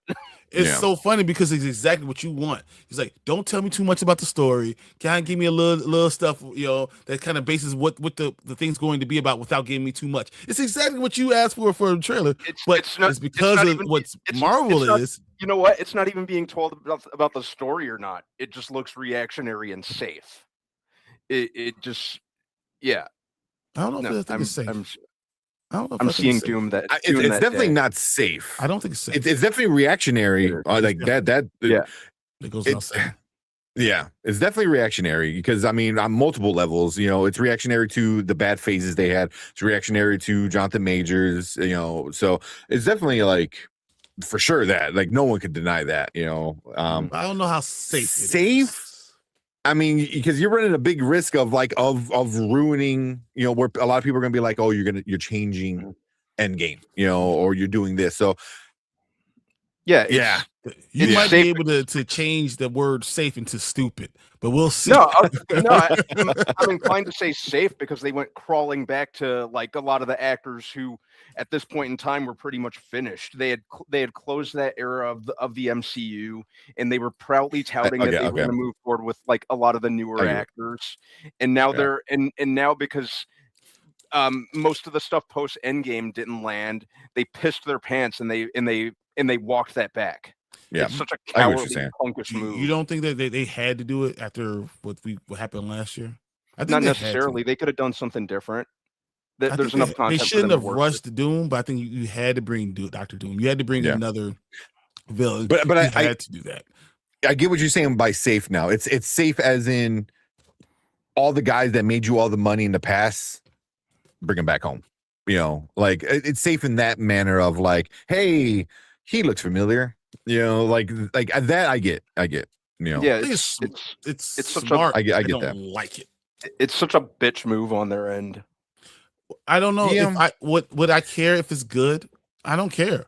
Honestly, in the end, it has to be good. If it's bad, it doesn't matter either. I won't care either because if it's bad, it's just bad. But if it's good, I'm okay with it. They got to change the momentum of where the MCU is going, which is what they want, which is the whole point of this. Honestly, money's always going to be a thing, but I don't know if the money that this movie makes is their biggest concern. I think it's changing the attitude of their fans, of the moviegoers. It's like if they can get people back on board, like, oh, this was a good movie, let's see where it goes after the last bunch of doo-doo movies. I think that's what they care about more, honestly. And you do that by bringing in like the old people, because I would and just the last thing I'll say is I would have been happier if Cillian Murphy was Doom and you brought back both Tony Stark and Captain America. I just hate the idea that you giving Tony Stark, Robert Downey Jr. the idea that he is Doom. I hate that part more than I hate. It should be a different person, the actor, that completely, Exactly. But that's the safe part that I think that I get what you're saying, Brad, man. That's the safe part is like everyone loves him. We have to find a way to bring him back. But I think bringing him back maybe an alternate dimension because they did that with Gamora, they did it with Loki. Like you can bring back all these other characters, So yeah. But are they afraid of undoing Endgame kind of stuff? So yeah, I don't know. Kevin is losing his mojo. We'll see. This is going to be the determining factor if he still got it or not. Because if he can resurrect it after all the Chapek shit that went down, then Feige is like the man. But It could be worse. It could be in the DCU. If we get a random like acoustic solo song of like some great, Can you imagine we're still waiting on Spider-Man to join the MCU like 6 years later. Yeah. We're still waiting. Well, I was like, no, when like Thor and Doom fight, it's like, you know, Green Day September Ends plays in the background or something stupid. Yeah. Like, and then you're like, shit. What is James Gunn doing here? Exactly. What is James Gunn? Who left the door open for James Gunn? What the hell? Throw the cassette tapes out. Get them all out of here. All right. All right. But yeah, that's our reaction and some theories and stuff for this Avengers Doomsday stuff. So we want to hear from you guys. So if you're watching on the replay, leave a comment. Let us know what you think about this trailer. Do you like it? Do you hate it? Any theories? Let us know. Make sure you guys hit that like button, hit that subscribe button. Come and join us when we do trailer reactions, movie reviews, other fun, nerdy stuff as well. And we appreciate everyone in the live chat. You guys are awesome with all the great comments. But you guys stick around because we're going to move on to our next topic for the night. All right. Probably just jump right into either Lestat or Odyssey. Which one would you guys rather do? The trailer. We already watched that. Yeah. We watched that trailer. No, it's because she doesn't like. I know. Yeah. I know. That's right. November Rain. But you gotta do like acoustic cover of it. Oh my god, it would be so bad. Yo, or no, something like completely bad. Welcome to the Jungle, but do like acoustic with like a female singing it, like just like completely murder the fucking song. I'm not saying that that song was bad, just something like that's really like two things that don't go together. Like, oh god, can you imagine? Like, oh my god, that'd be Welcome so to the Jungle acoustic version. Man, so read my comment for Brandon. What you say? I'll laugh if it goes to the DCU mode. Yeah. If we do that, if they have a dance break. Oh my god. Yeah, go see Doom Part 3 together. Yeah, I know. Collector, you said you really didn't like it. But he's been the same way. He's been saying he doesn't like it from the beginning too. Yeah. So yeah. All right. Well, yeah. Oh man. Yeah, that'll be like the worst possible thing is like you get like that and then you just get like random like stupid jokes. You're like, damn it. Close the other door for Taika. Don't is that a Bollywood style dance break? So a huge number out of nowhere. Just a Bollywood dance break. That'll be more Taika. That would definitely be more of a Taika thing. Like yeah. Taika back. What the hell? Yeah. This is the Russo brothers. Like, I told you don't let them in set. Out here. Lock the door. I was hoping I was gonna like Doomsday trailer, but it disappointed me. Really, I don't know if it's disappointing, but I mean, if you're like Brandon, then I get it. I mean, I'm sure she too. It's the story that you were pissed off about. That it's more than anything, and there I could definitely agree because I wanted Kang. I think Kang is a loose end that you just can't let just stay there. That's why I think you should start the movie with something to do with Kang. Yeah. Somebody said, how did X-Men 97 make Kang lose, but still be a badass and still be alive where the MCU can't do it? And, you know, and then he like dipped off in the best possible way. He's like, you know, kind of like, see you later, puts on the mask. He's like, fuck you, I'm out. You know, and then it's go. And then instead of the MCU, he like loses the ants. I was like, and I know we've been saying that for like years now. You know, at this point, it's like he should have lost, but then kind of like realize he's losing and leaves. Yeah, you know, and then have some kind of witty remark and then takes off. You know, so the X-Men 97 did it perfectly. Did it perfect. You know, so. But that's as easy as what you should have done. We said that when we watched the movie. All he has to do is this. Why don't he leave right now? Why doesn't he do something else? What You could have had him win. Yeah, I know, right? Just have him win. Really need Ant-Man? Do we really need Ant-Man? Yeah, because you had Ant-Man win, but he still lost, right? But and you could have had the same thing. Like you could have had what's his name like lose, but not like lose. You know, so you could have had him win and then be stuck there and Kang get out and go do something else. So easy. Yeah, I'm getting the feeling Ant-Man's going to get killed off. I can't.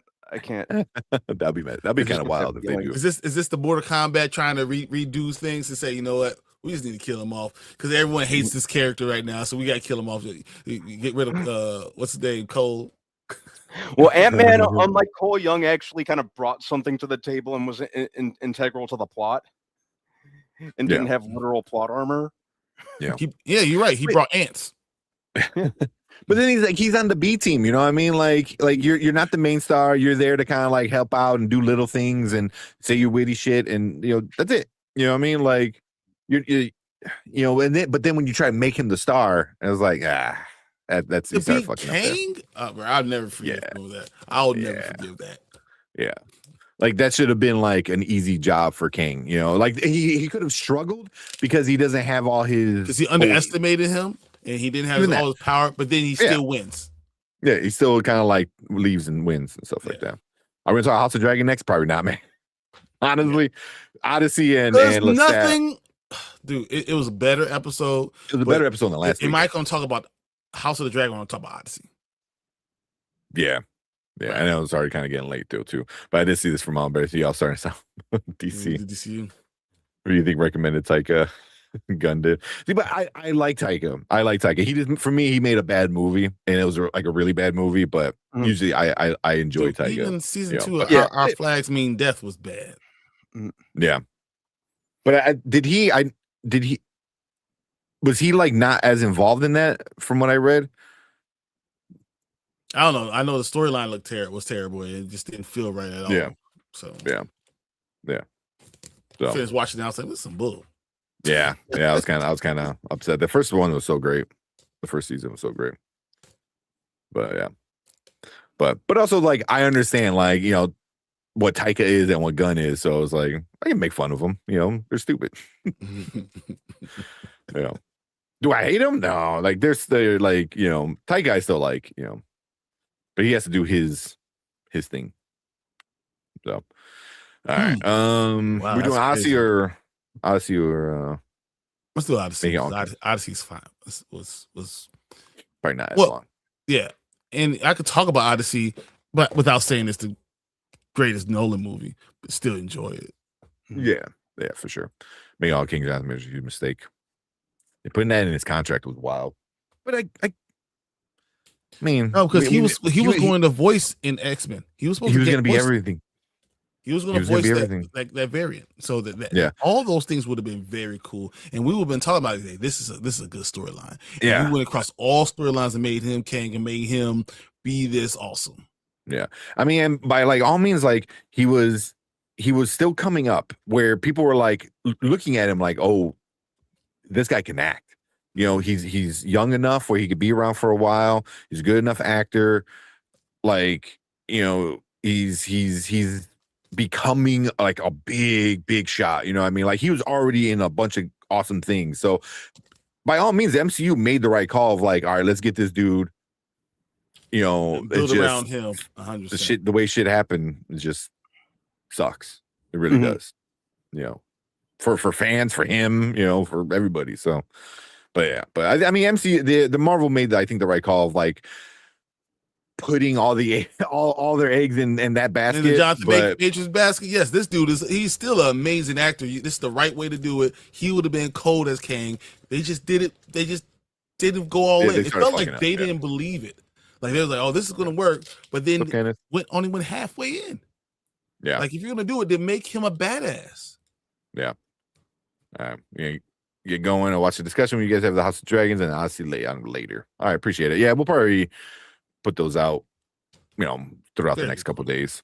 Yeah. Yep. All right. What you say? You want to talk Odyssey? Yeah, I think Odyssey's be good. Let me bring up the cast because the fucking 12-page cast they have. You can't bring back Jonathan Majors as King now. At this point, Nah, it's they're done. Yeah, they're done at this point.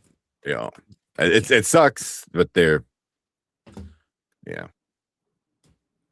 They would have had to still keep building him up, and they just kind of just moved on. You know what would be funny is at the end of Doomsday or in the Secret Wars, Kane comes back and kills Doom.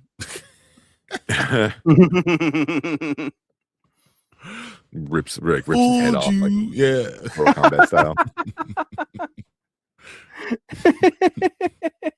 What if they really like do like a switcheroo, and like this whole time he doesn't take off his mask, and it's Robert Downey Jr.'s voice and shit, and they do like a Darth Vader, and he takes off his mask, and it's Jonathan Major. That would be hilarious. Would that be? You're like, what would that be? Yeah, that'd be awesome. Because King is related to Reed. Yeah, Reed Richards. Mm-hmm. Oh no, yeah. Oh no, he becomes Iron Lad. That's why I'm like, wait, but he becomes Iron Man, but he becomes Iron Lad for a little while, but it's still the Richards lineage. Yep.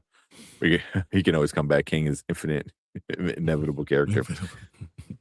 I mean, King might come back. King might come back, but it ain't gonna be Jonathan Majors. Well, you see that they're talking about Armor Wars will be an Iron Man variant, like the way to bring back Iron Man. They're no longer gonna have it for Rhodey or whatever. Ironheart. Yeah, they're gonna have the Armor Wars for Iron Man and bring him back. That'd be rewriting him. I see that. You always bring that. Well, the kid from Iron Man 3, you know, it doesn't have to be that same actor, but it could be that same character. You can always like you can go in the future and make him Iron Lad. Yeah. And bring back King that way. Yeah. King the Kurt Lazarus. Oh man. All right. Let's get into Odyssey so we can get into Lestat. Jump right into it. I didn't make a background, so just have to deal with it. All right, let's go. All right, what is up? Welcome back to the Spoiler Kings. We are here talking about the Odyssey, Christopher Nolan's new blockbuster over the weekend. And we're going to review it. We're going to talk about our negatives, our positives. We're going to rate it at the end. Probably get into a little box office and stuff like that. It's the movie of the weekend. So we definitely are going to talk about it. But before we get into all of that stuff, Brian, do you have a synopsis of this 3,000-year-old story? I mean, what do you want me to talk about? The synopsis of Odysseus? Come on. Like, you remember when you read it in high school? The Iliad? Like, what do you want? Like, but okay. The Odyssey. Odysseus, king of Ithaca, embarks on a perilous journey to return home after the Trojan War. Crossing the Mediterranean Sea with his fellow soldiers, they soon find themselves battling not only the elements, but an array of deadly obstacles and mythical creatures along the way. Pretty much. Like if you've seen The Simpsons do it, like everybody's done their version of the Odyssey at this point. And now it's Nolan's turn. We'll jump into the positives, and we'll talk about some of the characters. There's I'm looking at the cast right here, and like I'm 4 rows down, and there's still like famous people. So there's so many freaking people in this one. So so we'll get into that as we go through it. But we'll go start with Brandman. Mm-hmm. What you like about the Odyssey? I liked Nolan's approach, like I kind of usually do. I like that. I enjoyed the cast as a whole. It was really interesting to me seeing Nolan take on a story like this, because for the most part, I think we can all agree that everything that he's kind of done in the past, or mostly everything, has been rooted in a lot more realism. So to see him bring his approach that we all know him for to something a little bit more fantastical was pretty engaging to watch. and I think that it made sense at this point in his career. I like I said, I'm not like by any means attached to the original Odyssey story, so I don't really have too much stake in the casting other than the fact that I really like all the actors, and I thought they all did great jobs. Nolan always gets great performances out of his actors, I think. So that was pretty solid. That's pretty easy to do when you get the greatest actors in when you get the greatest actors. Yeah. Yeah. All these guys were all these people were talented. Yeah. It runtime wise, it ran about as long as I expected it to. I'm used to long runtimes, especially when it comes to Nolan movies. Yeah. So and yeah, I think that, just from the usual technical standpoint, you always know what to expect. You got to see a Nolan movie on a big screen. You got to see it on IMAX. You got to see it on Dolby's. Like anything else isn't doing it justice.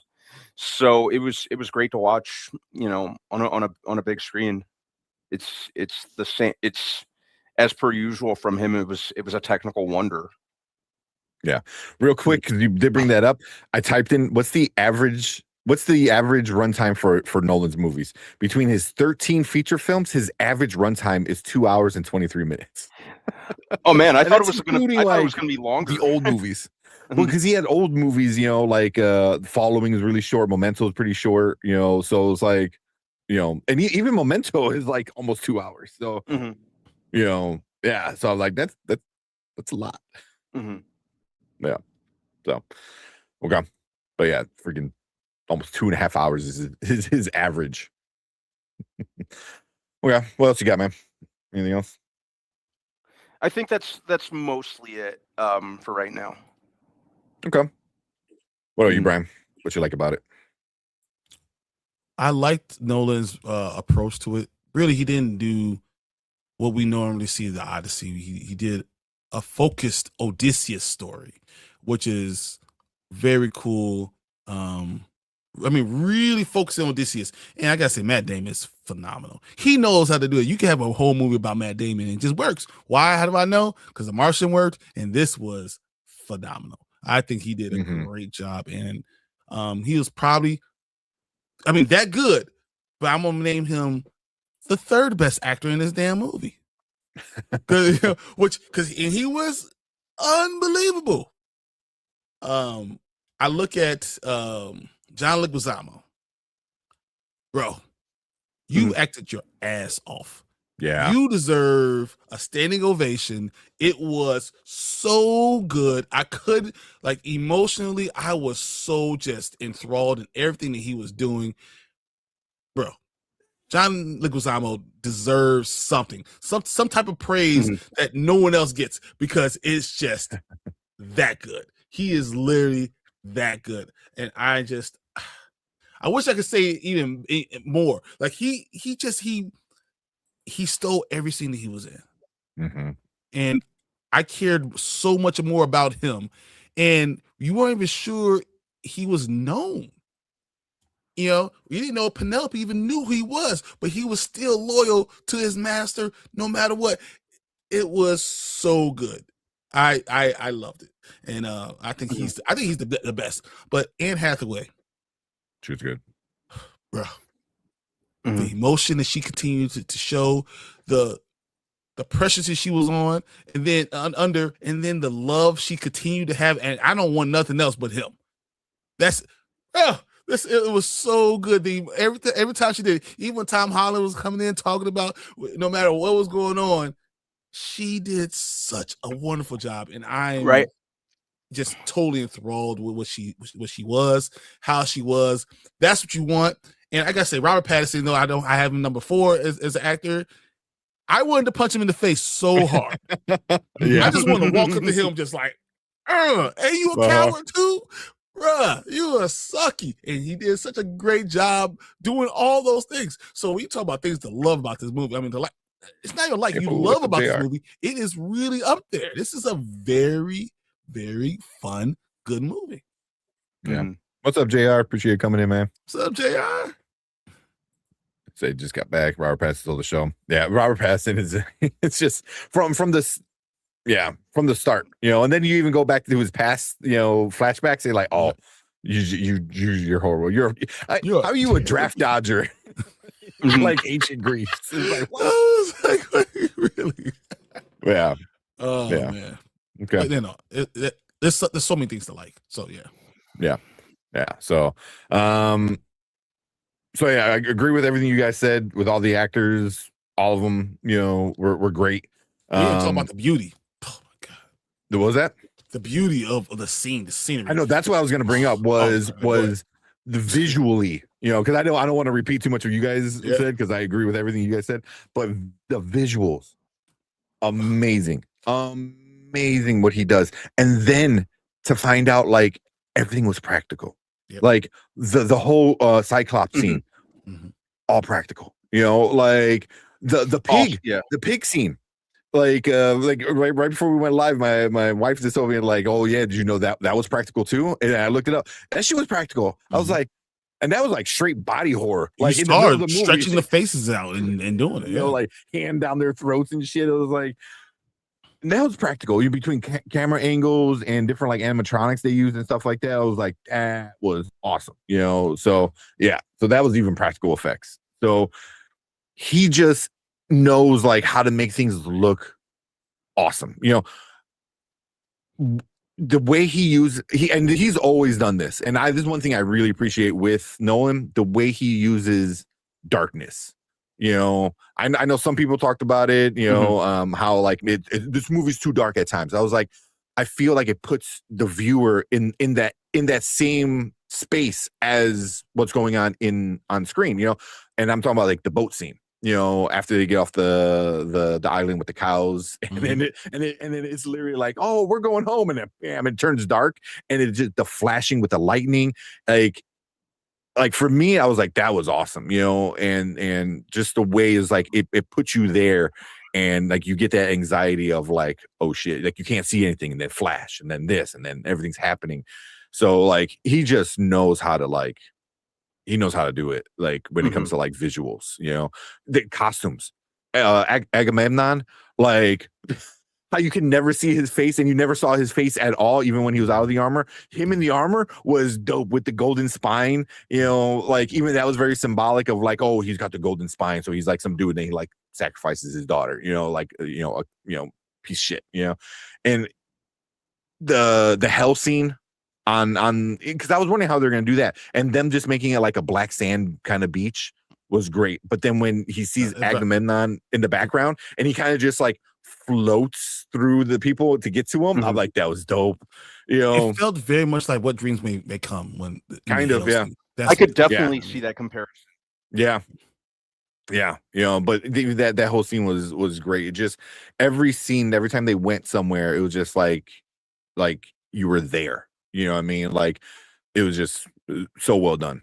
And then of course it being on IMAX, like Brandman said, like this thing was shot on IMAX. Like the camera, if anybody ever look up the camera he used to film this thing. It's like it's stupid. It's so big, it's insane. It's just like, I don't know. Part of me is like come on, Nolan, you really gotta do that? But he loves the craft and the art and stuff like that. But yeah. So I'm sure there's some other stuff.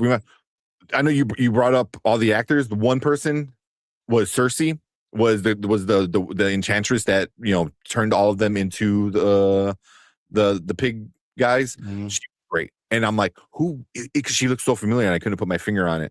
She was one of the precogs in Minority Report. Well, and that. Yeah, I know. I was like, but she looked familiar. I'm like, I couldn't put my finger on it. I'm like, oh, okay, yeah, And then she was in a bunch of BBC stuff as well. But that was Samantha Morton. That was Samantha Morton. Huh. And then like looking up about her, and she's like, she thought she was done with acting because no one was calling her anymore. And then she comes on this, and she had one of the coolest scenes, and her character was awesome. I'm like, oh, she's gonna get a bunch of calls after this. Like Christopher Nolan just kind of revitalized her career with her 10 minutes on screen, So but that's everybody. All these characters, like Lupita Nyong'o had like less than 10 minutes of screen time. You know, she played two different characters, and played two different characters. And you understood what was going on. You know, so I mean, you had like Mia Goth. Like it's crazy how you get like some of these big name actresses and actors, and they're barely in it, but it's just like everybody wants to be in a Nolan movie. Everybody. So it's like, hey, you're gonna be in this movie for 10 minutes. All right, cool. Like I get to say I was in a Nolan movie. Yeah, just. But they're all important characters that you need 100% plot. So that's why, like, if you are 100%, you know, he makes the most of their limited screen time. Well, you know? I don't know if it's just not Nolan that does that. I want to say that they did that. I think that they're acting, because you could have put someone else in there, and Nolan could have put someone else in there. I don't know if that would have hit me the same. I think when you're a good actor and you want it to be known that you're a great actor, that you see it. I don't know if it's just Nolan. I think that Nolan's a great actor. Well, you know, is Phil Jackson a great coach, or is it because he coached Michael Jordan and Kobe Bryant and Shaquille O'Neal? You know, like we have great actors around you. It makes you look like you're that great too. So I think visually has a lot of it, but everyone who's been there, you know, has been great actors in itself. Like we're talking about, you know, Inception. Leonardo DiCaprio is one of the top 10 actors of all time. So like, you know, like. What came first, chicken or the egg? I 100% agree with you. But also, Travis Scott was in this movie. But he was the bard. He was the bard, and he was good at the very beginning. And he was good. Yeah. So it's like it was musical. It was the idea of the whole music. So when you're doing something like that, but it's Nolan finding the right person for the job as well. You know, and then again, everyone, even Travis Scott, wants to be in a Nolan movie. You know, so yeah. Yeah, especially she was also in Walking Dead. She was the alpha. She was alpha from Walking Dead. Yep, 100%. Yeah. So, yeah. It's just a combination when you get some of the best actors and one of the best directors on the scene right now. I mean, you're gonna get one of the best movies. Just it's math at that point, right? So, all right. Let's move on to some of our negatives. Start with you, Brandman. What issues do you have with this one? So even though I know what to expect with Nolan runtimes, and just the way that he paces movies, I can understand how it can be kind of tedious to sit through at times. Especially, you know, not all the pacing really hit, man. Some of the pacing was problematic. Yeah, and even the kind of like non-linear method of storytelling that he uses. So, you know, he did the same thing with Oppenheimer. Yeah, I can see how sometimes it could be kind of a pain to sit. It's a little tough. Yeah. So there's time between the second and third act where I was like, yeah, the second and third act, bro. I don't want to say it I don't want to say it lost me, because it definitely, the movie held my attention the entire time, but I can understand how it would lose people. So I think it's a little self-indulgent on Nolan's end. 100%. Because you know what? You could have cut maybe, if you cut 15 minutes out of that, you're saying something different. And it's not like a lot. I'm taking like a scene, a minute here, a minute there. Like, it's just little things that he could have cut just a little bit to make this. He's self-indulgent sometimes. He just really is. I have to agree with you 100%, Brandman. Yeah. So that was my big that was my big standout thing, where it was kind of I can see why people would have a problem with that. That was my standout. Yeah. Was there anything else with that though? Real quick, like my ass started falling asleep at one point because I was kind of sitting in one position for a while because I was like so engaged, and then I'm like started moving. I'm like, fuck, my ass fell asleep, and so I'm trying to like move around and like get comfortable in this like IMAX chair, you know, because you know it was almost 3 hours. So yeah. There were times where I was kind of shuffling a little bit just for the sake of staying awake, kind of staying on my toes. Yeah, stay awake because it was a little bit. Yeah. Okay. Okay. Anything else you got? I think that was mostly it. What did you guys think about the modernized style dialogue? Didn't bother me because I would have been first of all, Greek accents are really hard to do. Tough, right? Yeah. So Yeah. it could be distracting in a movie. And when you're trying to engage, especially when you're trying to get an audience to understand and pay attention more to the actual story than their accents, I don't know if I would want them to do anything else. I wouldn't want an English accent either. So just do what you're gonna do. Let me take them there with my scenery. Yeah, I'm happy they didn't go with the like the English, the British accents. It's such a it's something about it is just lazy that's the default accent to use. So letting the actors just kind of use their actual, mostly because some of them, Tom Holland, Robert Pattinson, were using Americanized style accents, but I was fine. The only one that was a little off-putting was John Bernthal, just because I'm like, why you guys sound like you're from Jersey, man? Like it's just how he is, and I get that it's it, but it's just you're not gonna have John Bernthal. It's very John Bernthal, you know what I mean? Like he's only got one kind of. I was surprised I was surprised John Bernthal didn't want to tell us something. He did. I believe he said. I think he said that in it. Did he say, "Let me tell you something"? Let me tell you something about Odysseus. I think he said that. When I rewatch it, I'm gonna I know. I'm pretty sure he said that because I kind of like looked over and I was like, does he just fucking? He says that like they slid that in there. I'm pretty sure. I could be wrong. I only seen it once, so I don't remember him saying, "Let me tell you something about Odysseus." I thought he was talking when they're at the table. Yeah, but he's like, because he didn't. I know your father's Odysseus, but he never said, "Let me tell you something about Odysseus." I don't think he said that way. But I don't know. Yeah. Punisher and Odysseus. He's the only one that was a little off-putting when it came to like talking, but it didn't ruin it. It's not one of my negatives, but yeah. Okay. What about you, Brian? What do you think? It's definitely runtime. Runtime is some of the things I do think that there was some scenes that are held too long that you did not have to do. You didn't have to continue to go back and see all the suitors continuously over and over and over and over again. I think you could have cut that down a little bit more, especially when there's times where they're kind of doing other things in the story that you didn't have to continue to go back there. I think it got a little bit too self-indulgent a little bit.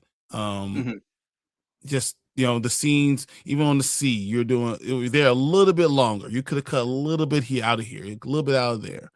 I thought they didn't do enough on the Cyclops Island. I would have liked a little bit more on the Cyclops Island. Because I think so. If you know the story, there's things that they missed that are very the dialogue. How do we have a 2 hour and 45-minute movie and there's no dialogue with the Cyclops? Like I thought that was very strange. And then they talked about it, right? They said, "Hey, he can speak," and they never go back to it. And I was like, okay, that was kind of weird because that's a big part of the story. Yeah, but it's like intelligence. It's kind of it's like a funny scene though, so I get why he wanted to cut it out because the whole like, "What's your name? My name's nobody," and then later it's like, "Nobody's hurting me." Like I get you might not want to go that route with you didn't have to say that, but you could at least had. I mean, that's the whole part. That the whole nobody thing is like the big part with the Cyclops, But So I thought it pulled. No, for me, it was more about the idea of intelligence. Understanding what this was of the Cyclops. It wasn't just they made it very more animalistic and not as intelligent, that there was more to him than that. So you're not just talking about an animal, you're talking about a being that's more than what it is. So I thought that would have put more depth into that scene. And I think that tells you more about Cyclops, especially him being the son of Poseidon. So I think that but they kind of more to that. I don't mean to like arguing, but they kind of explain it because he's like, "Oh, he talks. Maybe we should reason with him." And he's like, "Do we reason with ants?" So it's like, but I don't think he was as big as the ants. And but you looking at down to him, and for me, I think he's looking down more of them of him not being intelligent enough to get it, but he can only see certain things. There, I just feel like it could have done more. I would have liked it more if they would have had that conversation. I also, feel like they kind of missed the cannibalism thing. I thought they kind of missed the point of it, and I don't think they really talked about that at all. And that whole cannibalism part, kind of missed, and they kind of tried to do too many things at the same time. I think they could have done a little bit more with the giants. That is a scene that really could have hit for me. Being out on the sea so many times, I think I would have spent more time with understanding what the giants were in that entire island. That's important stuff, So like, it's funny because I think he should have cut 30 minutes more from other places, and then kind of give up the actual journey he was going through, because that's the whole point. But understand, this is my complaint, because Odysseus was the focus. It wasn't about the journey of everything we saw before. It was just more about Odysseus and him getting back, and then explaining himself at the end. Because I think that the third and fourth scenes or whatever, it is so good. The end of the movie is so good that it's just, otherworldly. But those things still did bother me. I think that you could have done other things. I would like the story, because I know the story. I read the story. There's things that I always thought envisioned that would have been very important. But once again, that's just a director's, choice, his prerogative, and I think that's fine. But then what I just said was make the movie longer and then cut somewhere else. That's just my preferred cut of something. Yeah. My first complaint is that it's too long, and then I want more story. So whatever. Maybe I'm wrong. Cannibalism varies from person to person. Yeah. But that's like, varies from person to person. Yeah. Well, that's funny because like you talk about cannibalism and stuff like that. And the amount of things that Nolan changed, because I when I got out of the movie, I'm like, I love the movie, but I was like, I realized this is Nolan's version of the Odyssey. It's not a 1-to-1 thing. He changes a lot. He changes Odysseus a lot. You know what I mean? Like he changes things. Yeah. And he never said that this was going to be a blow by blow, adaptation of the original source material. Yeah, even with the cast. Yeah, the casting was enough to reinforce that. Yeah. Oh yeah, for sure. Because he had a very like diverse cast, and I'm like, I don't care. It's a fake story. It's not a real story. It's not based on the true events. You know what I mean? So I was like, whatever. Like, but wouldn't that not? In ancient Greece and there were people everywhere. There were black people. There were Hispanic. For Spanish people, they were there in Greece. Greece is so close to Africa. What are we talking about? It's so close to Spain. So those people would be there. Like if because I believe it would be different. The time the Odyssey takes place is the same time when you get the Nubians in Egypt, the Black Pharaohs. So it was like, because there's like you said, it's everywhere. It's gonna be a bunch of different people. So like, I don't care that you get a fucking Puerto Rican playing because you can say ancient Greece. You can just say Spanish. So so who cares? That's why, like, who cares? So like when it came to that, I didn't. That doesn't bother me. But it's changing characters. It was like a thing that it was like a love-hate kind of thing, because I hated the what the fuck are they called? The giants, the Lithogonians, I think they're called. Something like that. I loved what he did with them. Putting them in the armor and them like manipulating the island to turn the trees into cages. Awesome. But also it changed from them being giant cannibalisms, but it's not at all the cannibalism. No, they completely changed. But at the end of the day, the story still serves the same purpose. Like they get to the island, these giants kill majority of his men. however they do it, whether he eats a bunch of them or traps a bunch of them, it still ends up being the same result. So in that case, you could say there was giant sharks on the thing and killed them all. I mean, there's still giants, on there. You just didn't eat them, and I get because he wants to go with something a little bit more grounded, as he usually does. It's like having giant, men eating giants.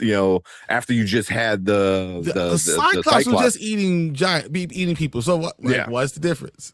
But I mean, but like that's a monster, and it's like, do you like? And I get what he was trying to go with that. It's like, if a giant Cyclops is like, oh well, this is just a snack, because like, do you feel sorry for the chicken, or stuff like that. I that's why it wasn't too much. And Mama Bear said like they tried doing the whole nobody thing and it didn't work. And that was one thing I was like, I kind of wish they would have done it. I think that would have been more interesting. But even like them just throwing hay on their backs, I thought that was a little cheap. I was like, if this guy knows his sheep, he's gonna know how they feel. Exactly. So instead of them strapping themselves to the bottom, animalistic. It no longer made him feel intelligent, and that's why I was somebody. Like I feel like it treated him like he was an animal, and that's I mean, and that's one of the things they changed. It was like he's more of a monster than a demigod. He was more like that. So I was like, okay, same thing with Helen of Troy. Everyone's losing their fucking mind about her being black. I was like, I don't care.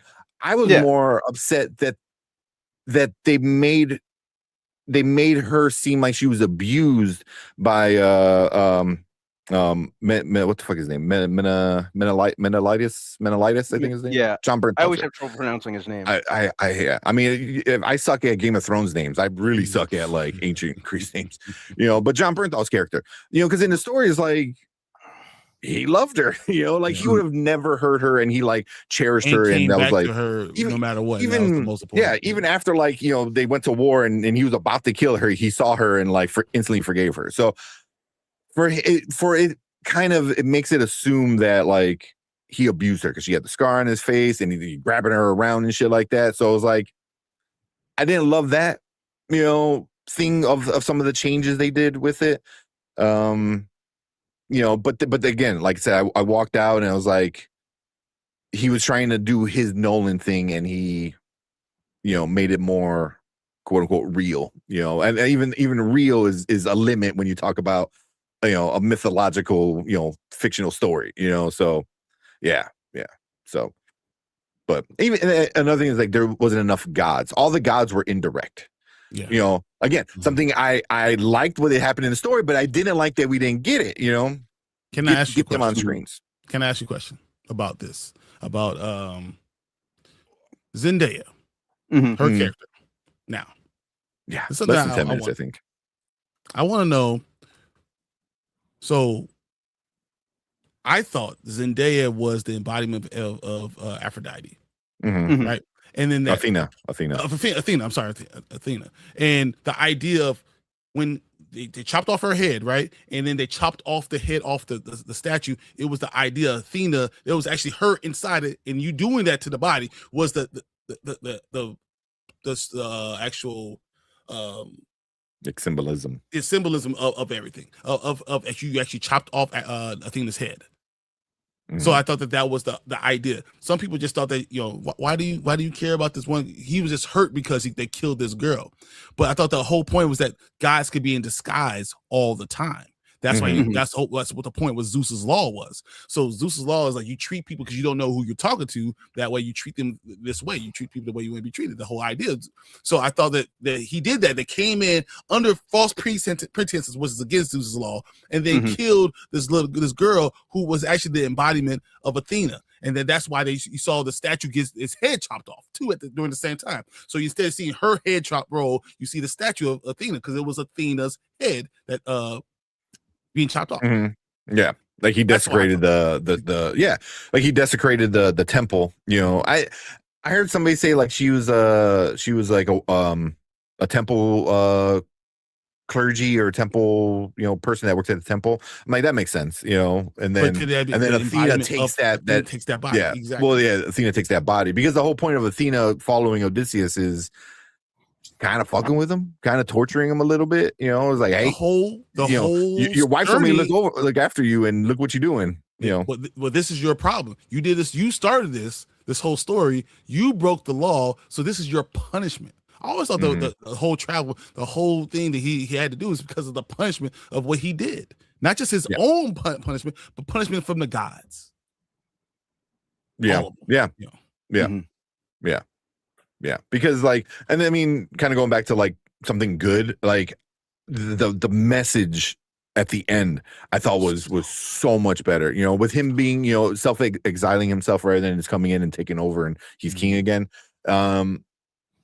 But him like understanding like he broke the law and stuff, and even, you know, they changed Odysseus so much where he, you know, I mean, he's not the best guy in the book, you know, because like he stays on the island with Cersei for like a year, I think, and which is crazy because they hook up. You know what I mean? Like they're not just like, he's not in and out like he is in the movie. Like Odysseus is not faithful to Penelope in the book.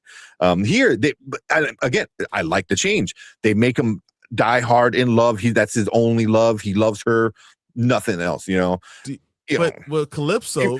I'm gonna say he was spending 7 years on the island with Charlize Theron. You telling me, you know? But then he couldn't remember. So was that on her kind of tricking him? You know, so yeah.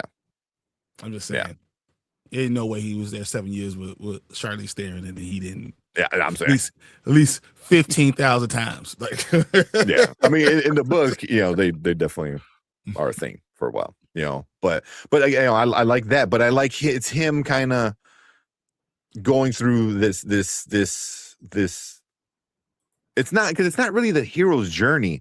It's more of like because everyone's like, oh, it's the hero's journey. I was like, the hero's journey means like you're going through this journey and becoming the hero. Like, you know, it's the opposite for him. Like he becomes the hero at any means necessary, you know, and now it's like the hero's, I don't know, like not vengeance, but I always thought it's the journey back because you had to go through like these 7 gates of hell to be able to get back because of what you did. You were, this is your punishment. Yeah, like them, him realizing and Penelope realizing, like, oh, you are the people from the sea. You know what I mean? Like in the book, there are actual people from the sea. I forgot the start with A. But like no, like him realizing is like the monsters that we were told is coming from the water, from the sea, is like that's you, bro. Like you are the monsters from the sea. So like stuff like that. Like I thought like that was done very well. Redemption. I don't know if it's redemption. So I think because he's God had to let him torture. go. I think it's the hero's torture's journey of redemption. But does he get redeemed at the end? It's what Calypso said. Like, well, he owed the most debt to Poseidon because of what he did to his son. All the other, like, there's so many things that he did to Poseidon that was bad. You know? It was an Odyssey. You know, so I thought that for him to be forgiven, he had to take his punishment.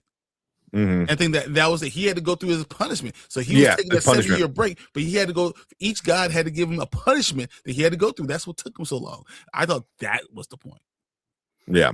It was definitely like the hero's punishment. I think that's what it was. You know, because I think that's a good way to put it.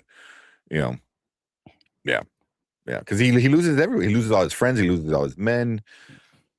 You know, not one man. Everything that he's tried to sacrifice to try to make sure they lived. Yeah, they all died. Everyone that trusted him died. Yeah, even the whole like, because everyone's losing their damn mind with, you know, Elliot Page and Elliot Page wasn't Achilles. You know, it was she was in. Or I'm sorry, they were in the movie. I'm so sorry. They were in the movie for all of like not even like 10 minutes. Yeah, less than 10 minutes. Every character or every casting that that people out there were outraged about were barely there anyway. We're talking like anywhere between 5 and 10 minutes of screen time, and I think that the way that they handled the multitude of actors anyway. You know, they showed up at the pivotal points of you know, Odysseus's journey. They showed up, they did that part, and then we just kind of kept moving on in the story, which I thought was I like how that was handled. Yeah. But, like I said, I think we were all in the demographic that never had a problem with any of the casting. So they even if you are one of those easily butthurt or outraged people about it, they weren't even a very big presence in the movie anyway. If you're that juvenile enough to get butthurt about it. Also, Elliot Page played a character that wasn't even in the Odyssey. The characters in like other stories other interactions. Yeah, the Homer never included them in the Odyssey. Yeah, Sinan is, but I'm like, I loved how they were done in it. Like they were literally like this like little kid and boyish.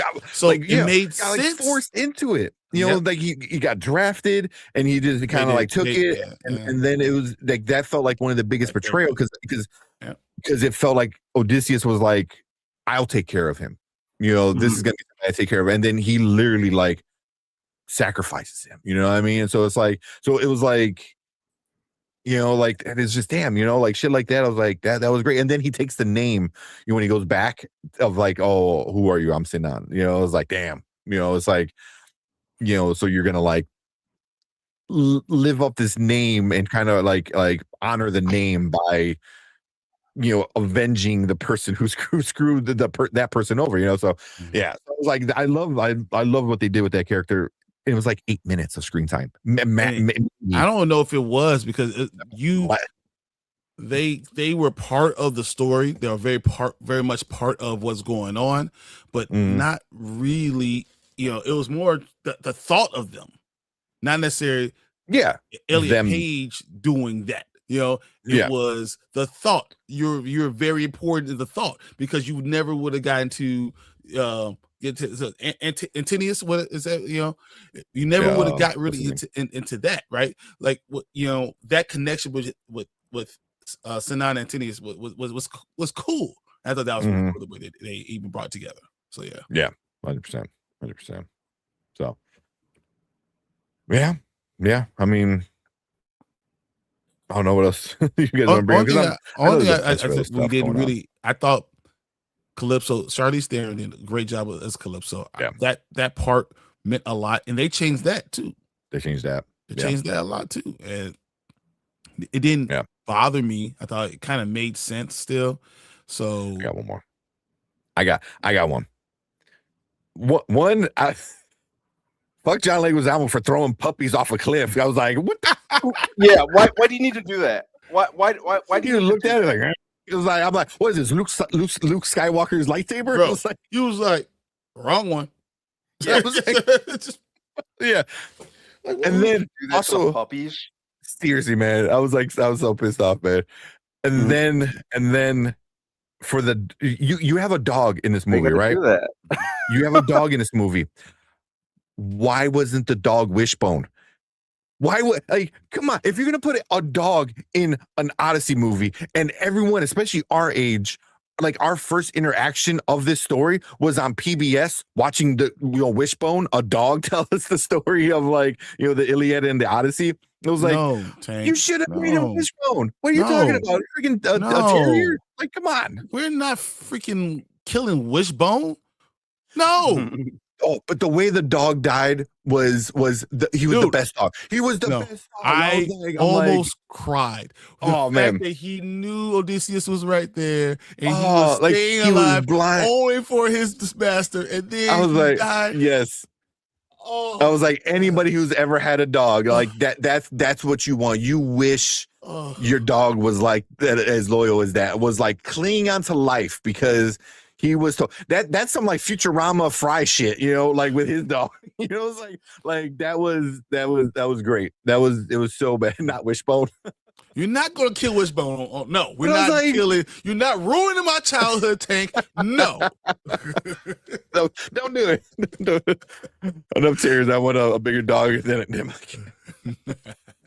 No, it wouldn't even make sense throwing cats off a cliff. They just land and run away. But you can't have terriers there because they running around doing it. Yeah, it doesn't make sense. But I'm like, you're already changing the story with other stuff, man. Like, give us Wishbone, No, And what- you somehow. killing Wishbone. So then He you have lived. thrown off He lived a good Wishbone life. He would have been the dogs, best dog. terriers off the cliff too. Oh my! Oh, You just geez. trying to kill Elva. What are we doing? That would have not been Wishbone. The one It's that lived same his type life. of dogs. It don't matter. No, Wishbone's the one that lives. No, yeah. I mean, you also wanted to kill like Robert Pattinson. It was like, oh, we're gonna put him outside on the dung pile. I was like, put you on the dung pile, mother. What you doing, man? That poor dog. Yeah. So that was my only thing. Was Hey, and then that action scene, Odysseus locking everyone in there was so good. And it's like, oh no, I'm not locked in here with you. Yeah. You're locked in here with me. Yeah. Let's go. No, that was a good one. That was a good scene. And it's funny because you think that he's dying. He's like, I'm not dying. We're going to exile. I'm good. Yeah. I'm tired. Got arrows everywhere. He's like, whatever. I'm good. Yeah. He'll heal. Yeah. So, yeah, it was like I guess that's my good and bad. My good and bad is like they changed it, but I like the changes. So I like some of them. I didn't like all of them. yeah. So yeah, when that witch turning pigs and those men into pigs for down their throat turned my stomach. That was some body horror kind of stuff because she was like cramming in there. They're making noises and she's like yanking at their why faces did she and able shit. just turn back to a man? Back. Turn back to a man. I'm like, why do we have to go to the body horror? Yeah. Yeah. So yeah, that was interesting scene. But yeah, but finding out that was all practical effects, well, I'm like, that's crazy. That's crazy. That like, because I'm like, oh, that's for sure some CGI stuff, right? I mean, but nope. It's got some animatronics and some molding clay and shit, whatever the hell Christopher Nolan does. Love it. All right, let's move on to our ratings. If we missed anything, if you're watching on the replay, if we missed anything you want to talk about, go down in the comments. I'm willing to talk about this movie a lot. I want to see it again.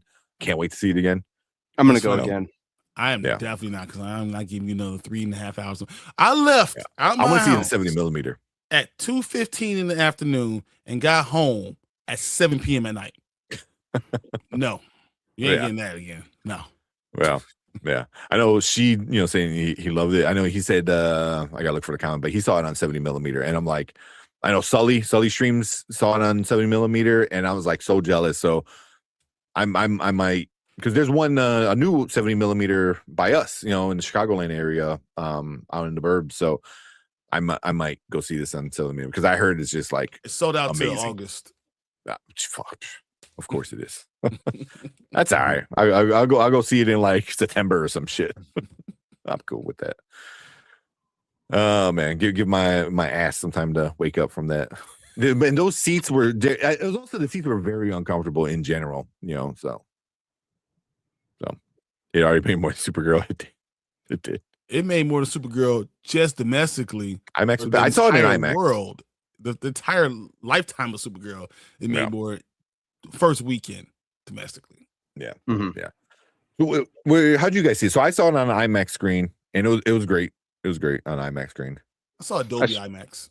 Dolby IMAX. I saw it on IMAX. Okay. Yeah, I mean that's the only way. The only way. All right. We'll finish things off with our ratings. Now, later, never. Now means you got to go to the theater and watch it on the big screen. Later means wait till it's at home, and never means just skip it. I already know what everyone's gonna say, but let's go through it. Brandman, what you giving the Odyssey? Now, but you have to see it on IMAX. You have to see it on IMAX or 70 millimeter. My next watch might be 70 millimeter. I might try it out that way. So, but yeah, you got to experience a Nolan movie on the in the right format. That's really the only way. Otherwise, you're not really doing it. You're not getting the full experience. I know that sounds like I'm really, really hyping it, but it's the only way that I found. It just hits different any other way. So it's a definite now, but make sure you watch it the right format. Yeah. I gotta look up before you go, Brian. There's people that are like, oh, this is the standard format, and it cuts off like a lot of their head and a lot of their chest. I'm like, I don't know if that's real or not. I'm like, is that just a meme? Okay, because I was like, I feel like they would adjust it somewhat. I mean, granted, I know you're not gonna get the full picture, but they're not cutting off somebody's like forehead and shit. You know, like the memes are saying. No, all right. It's everyone saw it, even on standard film, standard screens. Looks like still, it's fine. You're not missing anything. You're not going to miss anything by watching on standard. You just don't get the full visual effect of everything. Yeah. Yeah. Okay. All right. What about you, Brian? What you giving it? I'm never going to see this. I mean, I saw it. It's a now. It's really good. You have to see it because there's scenes, there are parts of it that are just, in my opinion, epic. There are other parts that I'm like, okay. But no, why would you not go see this movie? The way it's put together, the storytelling, it's really, really good. Now the question is, will I go back to the movie theater and see it?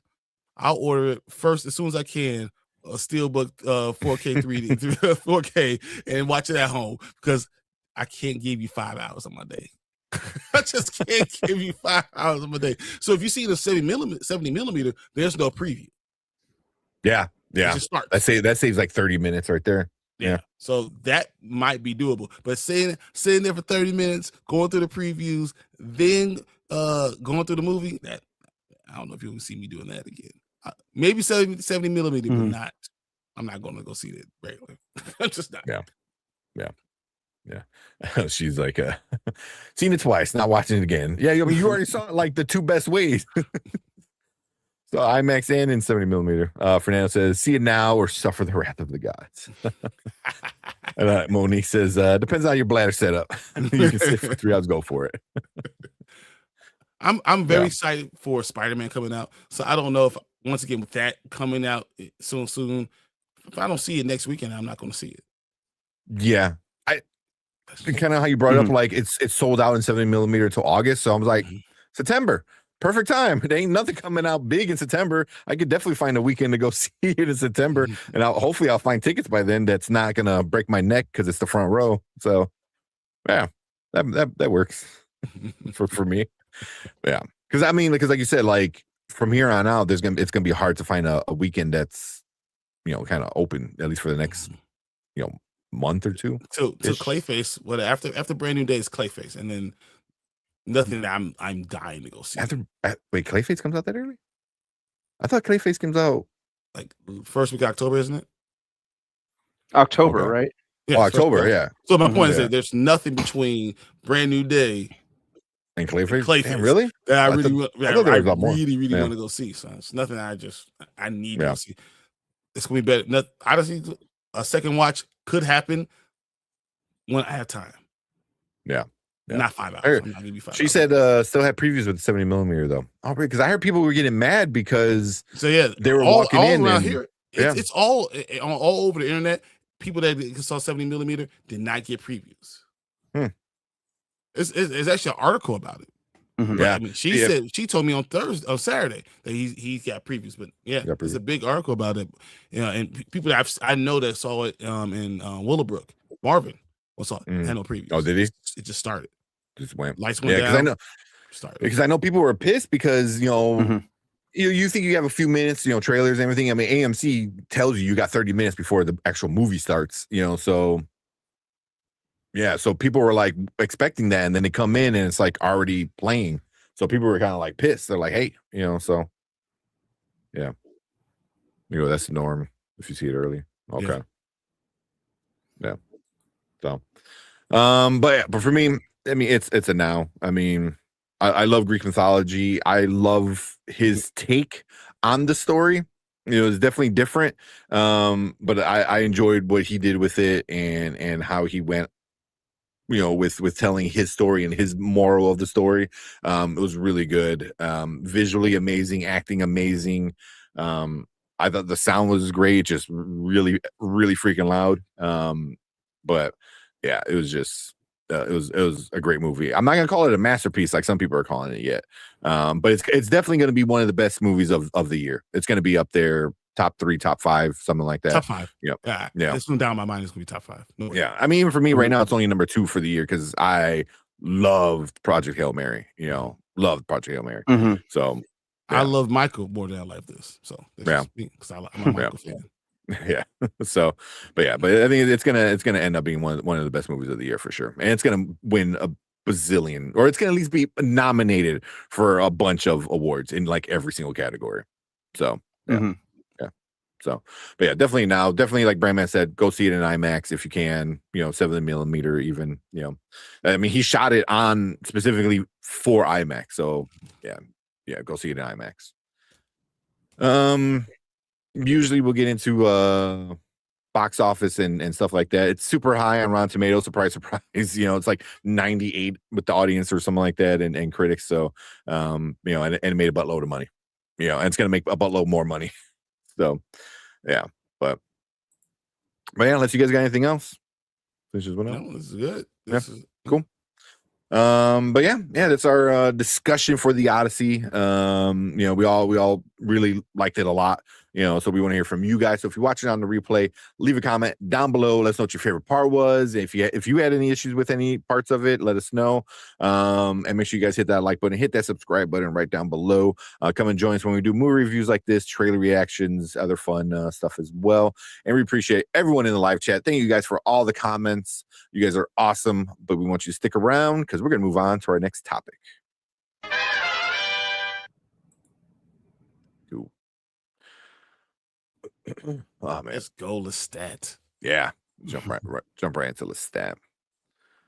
I'm interested to see what you guys think about this as an episode. Very interested to hear what you guys say. Because I think Brandman, you watched it before all of us, and what you said about Armand, I was like, oh man, I knew it was coming. Obviously the way the last episode ended, but yeah, it was interesting. Still want to slap him. Still want to slap him. I understood where he's come from. And Louis is not a great person all the time. Yeah, like he's just not. So all right. Let's just jump right into it. This is where I say good night. All right, Mama Bear, we appreciate it. Thank you for hanging out with us for as long as you did. Have a good night. Go get some sleep. Early morning. We hear you. Let's thank you. That's all I can say is thank you for all the stuff. Yeah. So, We always appreciate you. All right. Well, I'm gonna save that for when we get to that. All right. I'll keep all that. All right. Let's jump into this. All right. What is up? Welcome back, Spoiler Kings. We are here talking about the season finale of Vampire Lestat.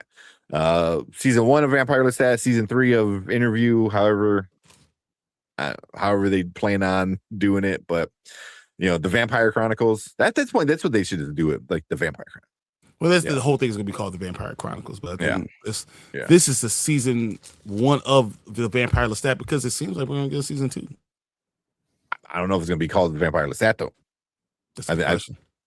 Especially the way it ended, which we're gonna get into that ending because boy, that was unending. But yeah, so this one was titled The Failures, I think, or just Failures, one or the other. And it picks up right where the last one left off. They Louis and Lestat got no heads, and Armand and Daniel are messing with them, pretty much. So we'll start off with Brandman. What you think about the finale? Screw Armand. That's all I have to say. Screw him. Well, what a just whiny wet rag of a character, first and foremost. Yeah, just Ace is saying. Yeah, he was making me so angry. But I loved just kind of like that whole visceral nature of him interrogating Louis' severed head and keeping his body and his head alive, and just Jacob Anderson's acting job, how he was struggling to form words and that sort of thing, it actually kind of had me going like this at times. I also liked the what they did with Lestat, basically how he was in limbo. Yeah, that was pretty cool. And just basically Lestat basically versus himself, confronting himself as a person, all his insecurities and inadequacies and fears basically literally laid out on the table, if you want to think about it. I liked that. What else was there? I liked how it was alternating between what Lestat was going through and what Louis was going through. It almost felt kind of real time, which I thought was cool. And I think it felt like a culmination of Lestat as a character through the entire season. So it felt like there was real payoff. I definitely want another season, but they focused on the now, which I know I like to say a lot, but it focused on wrapping where we were from the beginning, middle, and end of this season up efficiently. So it felt very contained in that regard and satisfactory. I'm already waiting hand and foot on the next season, but the way that they efficiently told the story in this one worked very, very well. Let me see. Last time I checked was earlier today. They have not announced. They have not. They have not. The next season. Yeah, they haven't greenlit it or anything. The rumor is San Diego Comic-Con is this weekend. I think they have a panel, and the rumor is that they're probably going to announce it then. That's the going rumor. And I hope they announce, like they do with LeBron James. They're like, we're not talking about season 4. We're talking about season 4, 5, 6. So, and hopefully because then they can just like start shooting them. He talked about that, and he said a little bit. He hinted at it. Yeah, he kind of hit it. Well, he said more that they're going to adapt the next 3 books, and they're kind of going to mesh them all together. So the story's going to be, they kind of know where they're going with it. So yeah, even Roland Jones, the showrunner, he even kind of like hinted at like there's going to be another season. So yeah, I just hope the announcement at Comic-Con is not just like, hey, we got one more season. I hope it's more like we got 2 more seasons, 3 more seasons. Yeah. So so we'll see. That's this weekend. Comic-Con, San Diego Comic-Con's this weekend. So we'll see how that goes. But what about you, Brian? What you think about this finale? It was kind of gut wrenching because you knew how close they were to happiness, right? And you saw it, and then to have to deal with all the negative things that they've had, in their life, because that's what both of them did. So Louis getting interrogated and stuff, but he had to deal with all the negative things he did to Armand, all the things that he had to deal with Claudia, in his face. He had to deal with a lot of his own, problems, because you're 2 minutes away from death. You're literally 2 minutes away from death. And how do you want to go out? You want to go out just admitting your faults and just saying this is what it is. And if I hurt you, because what he said to Armand was kind of was crazy. Like, hey, what I was, as a pimp, as owning this whorehouse and all this stuff, what I did, but when I was alive, versus what happened to you when you were a 12-year-old boy, I couldn't even talk to you about it. There's part of my life, there's almost all my life that I can't even talk to you about. I thought that was kind of crazy, and him opening up in that way. And then Lestat just really, you seeing the id of him, you seeing his subconscious, you seeing so many parts of him. I thought that was really interesting to see, and that really Gabrielle is the real villain. Yeah, she sucks. She sucks. Like when you see her taking him to see those girls burned at the stakes. That's why when he finally gets back to the land of the living, he's back up. He yells at her. Like, he calls her a monster. You're the real monster. Yeah. And I think I really like the title of this show, the title of this episode, talking about the failure, because Lestat, in so many ways, is a failure, right? that's how he is. He's dealing with that. And I think he finally got to a point where he said, yes, I'm okay. I am a failure. Whatever. You guys see me as a failure, I'm a failure. Whatever. It's fine. You know, but the whole music, all the stuff, he starts stuff, he doesn't finish any of the stuff. He doesn't really win. But you know what? He always rises from the ashes. And I think I'm going to really enjoy where they go from this. There's that line he says, you know, after they do their thing and he's on his stage and he's like, oh, I'm a failure, but at least I attempted something. I was like, damn, that's, you know, that was like good, because then it's like he understands like he did a lot of bad, but also at least he tried doing something, where, you know, Gabriella didn't really do anything. Like all these other people just kind of were vampires and that's it. You know what I mean? You know, but you also think about what he did. He found love through all this stuff, you know, and I think they both kind of realized that who's the love of my life? This is what it is. You know, there's no doubt. You know, Louis says it. You know, and the scene with his brother. With Paul, almost broke. That was right. They did man, it that so was tough. Because he like starts walking in the back. I'm like, who's this walking? I'm like, oh, is this gonna be like death? Like, what is this gonna be? And he sits down. I'm like, oh. That was great. That was great. He said, I still wish you were a girl.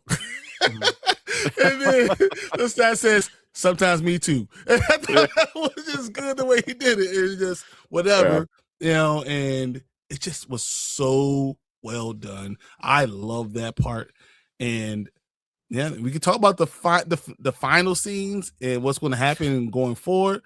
Yeah. Good. Hold on, I want to talk about the Paul part, right? Because at the end of that, you know, they're looking at the clock and stuff like that, and Paul like looks the other way and talks to somebody, and I heard been here a lot of things like people were saying he's talking to God.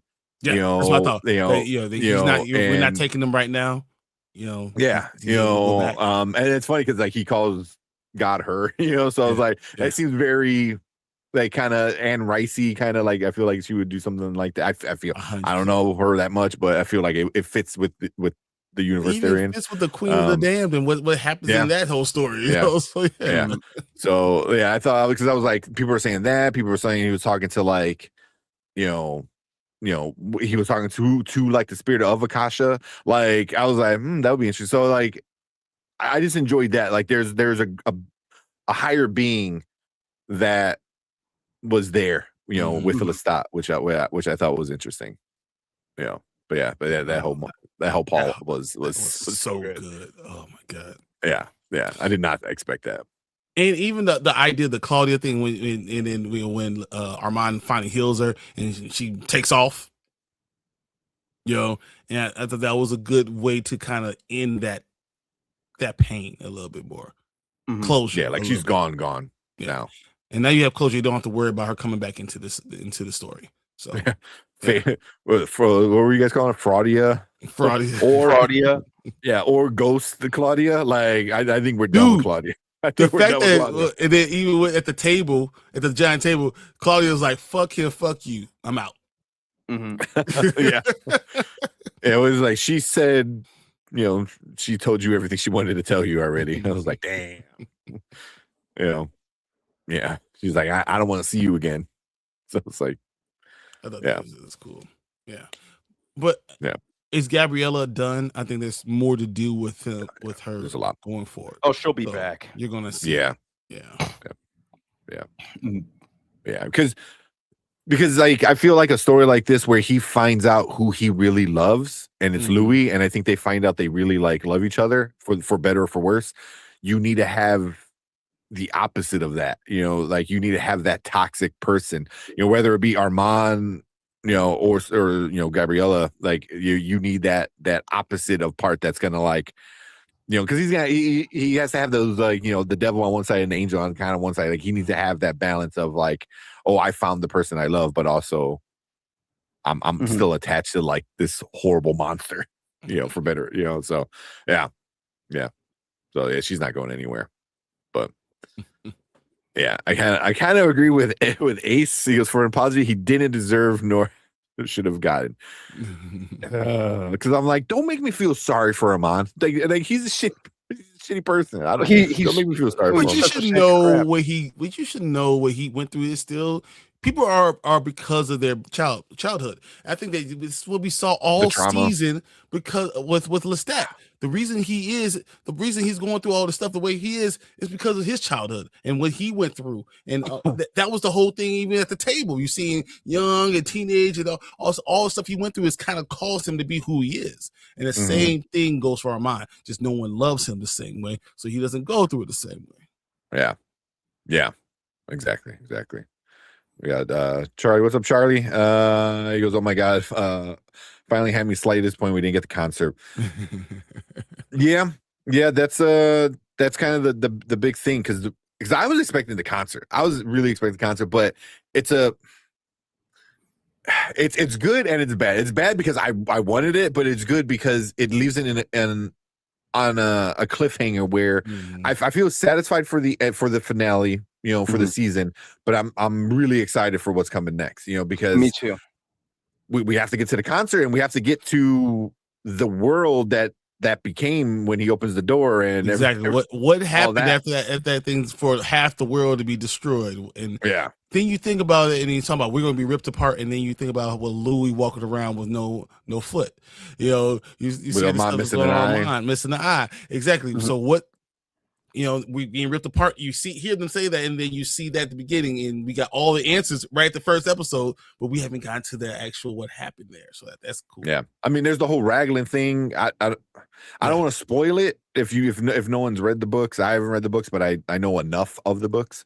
So stuff like that. So like they're definitely mixing together because they're gonna go body thief. Let me say Queen of the Dam, thief, and then Mimic the Devil because that's when he's gonna be back to all the stuff. So we're gonna have a lot. Yeah. Charles said that doesn't excuse Armand's actions. No, not at all. But did it even excuse Lestat's actions? You know what I'm saying? Like him being who he is, it didn't excuse who he was. Like a reason. I don't know how to say it. A reason is an excuse. It's just like this is why this happened. It doesn't excuse it from happening, but at least you understand why it happened. You know what I mean? Like it's still a bad thing, and you should not have done it. But you understand, like, why you are the way you are. Kind of thing. So. Yeah, it doesn't excuse him. That's why I was like, don't make me feel sorry for him because he's still a shitty person, But that's what the show I think does really good, where like it takes these bad people and you have these moments of like, oh, and then you're like, oh no, fuck you, you're a horrible person. I don't want to like you, So yeah, and I'm sure like next season they might do something like that with Sophia, even where like you're like, oh, well, the reason why she's that, then you're like, this no, woman during this time frame when none of her opinions really mattered, but you still did shitty things when you were a human, along with being when you're a vampire. Yeah, this got amplified. Monique said Daniel didn't make it. Raglan's crew silenced him. Maybe I don't know.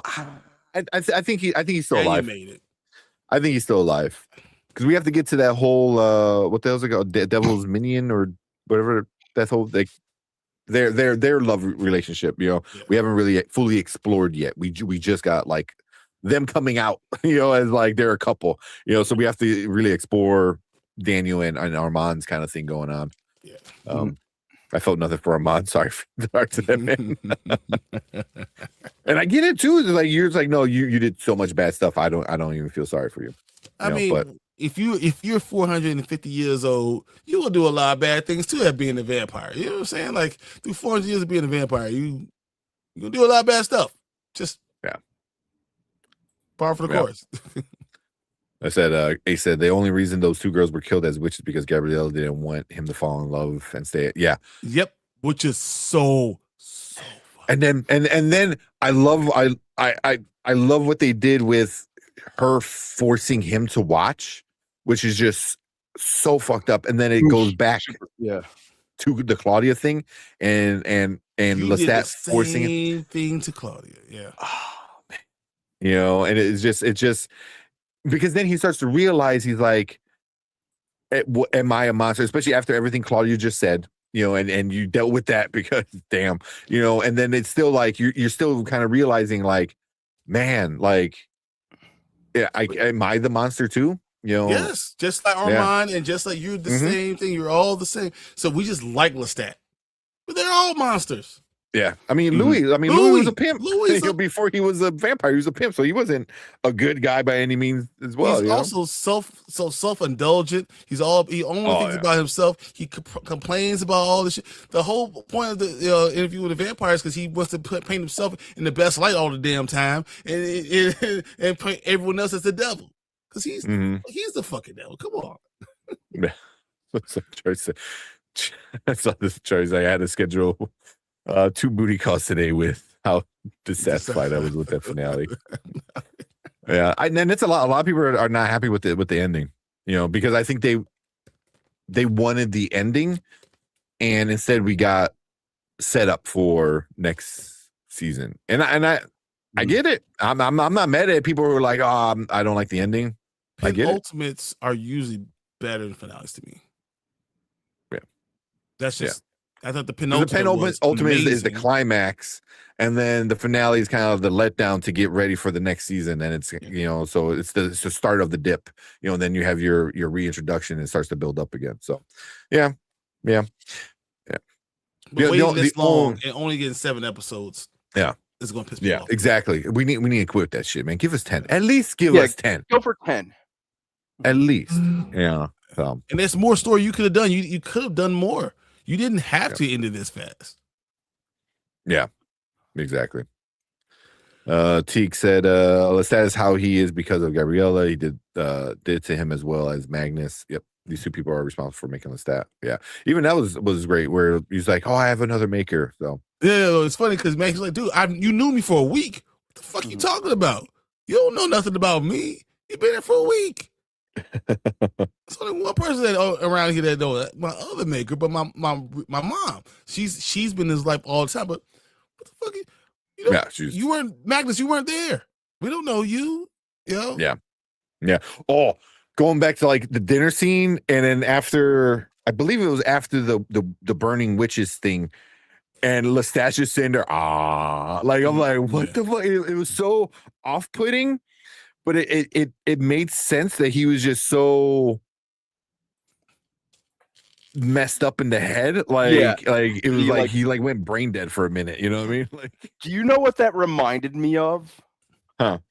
It reminded me of there's a scene in the original Fright Night from 1985 where the main character, I don't know if anyone remembers this scene, where they're in the vampire's house and the main character Charlie holds a cross in front of him, and then he just goes. It reminded me of that. That's funny. That's funny. I felt like it made sense because of what we saw was going on with Louis.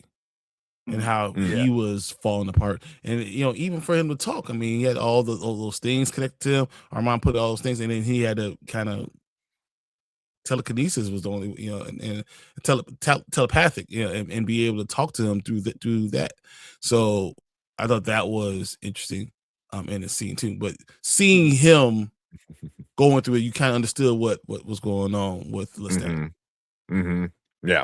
Yeah. But even like that one where he's like that, and then a little later on where he just starts laughing, and he starts laughing so much like he starts to tune out like everyone yelling at him with shit. It was just like it's just like it was a good like he was so messed up from that trauma, like he kind of like shut out by this going like that. But then he started to like, I don't need to listen to you guys. And he starts laughing at himself and at them. And like, I don't know, like this had a lot of like stuff going on that was like metaphors and this and that. Like, like I felt like this episode was a little artsy with Lestat's part, at least. Like it started doing a little stuff when he was in purgatory, kind of, and then his concert.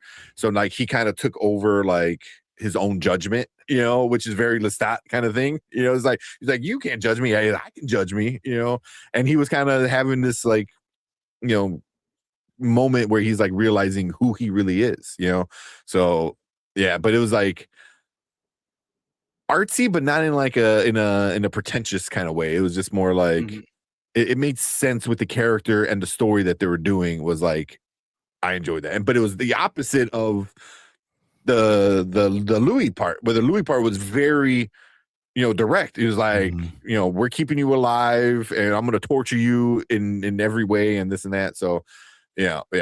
What'd you think about him, Armand branding Louis? That was some F you, punk man. ass shit. It's like because I mean that's what he does Armand. for his covenant. That's what he did. He branded all of them and all that. He says, "I still own you," but you don't, because you just got your heart broken. You just pissed off. Yeah, he's petty. That was some petty shit for sure. Pissed him off. That when he walks before he leaves, I'm like, what is he doing? And then I'm like, Scarlet A, the Scarlet A kind of too. Yeah. Armand brands everyone that's part of his covenant, like the people that follow him, his followers. He brands them all. Yeah. Even that was funny. Like when Daniel's head kind of comes in, because like, did he open up the bag and start and stick his head in there? So I'm like, because that's what I kind of pictured in my head. That's exactly what I thought too. Yeah. So Louis better rip out that eye for that, right? 100%. Oh man, Lestat only knew maggots for Magnus. Yeah. Magnus for a week. Ignore Lestat non-consent. Then off him. Yeah. Also, so I haven't read the book. So my wife right now is reading the Vampire Lestat, and she said it was less rapey, in the book. I'm like, oh okay. So, and it was very different in the book. She said where he did it and it was fine, and he's like, oh, here's my money. Peace out. I want to go see if the devil is real, and then jumps in the fire and dances till he dies. So I was like, oh shit, and they even brought that up in this. He's like, oh, you only knew me for a week, and then you jumped in the fire and danced, which is what he did in the book. So I was like, oh, okay, that's kind of cool. But yeah, I didn't know that in the book he's not rapey like that, So I was like, okay, yeah. I was hoping they skipped Daniel and Armand's relationship. Nah, I think they're going to go hard. It's going to be they're going to go hardcore next with it. Yeah. He was talking down into the bag. Yeah. It's just like I thought that was kind of funny. The way Armand brought in Regina Fraudia was messed up. Yeah, that just shows how Armand's is so. Well, even the fact I was surprised that Louis so bad was so still like, no, I got protector still. Was it because he reminded of Claudia, or was it just because like she's innocent? Maybe I don't know, because I couldn't figure that out. Was even it because she was innocent? It's still Claudia. I think no matter what. But he's past that, right? No. After Claudia Ghost is like, I hate you. Like I hate you. Like. Is he over it? Is he like he also had a relationship with her?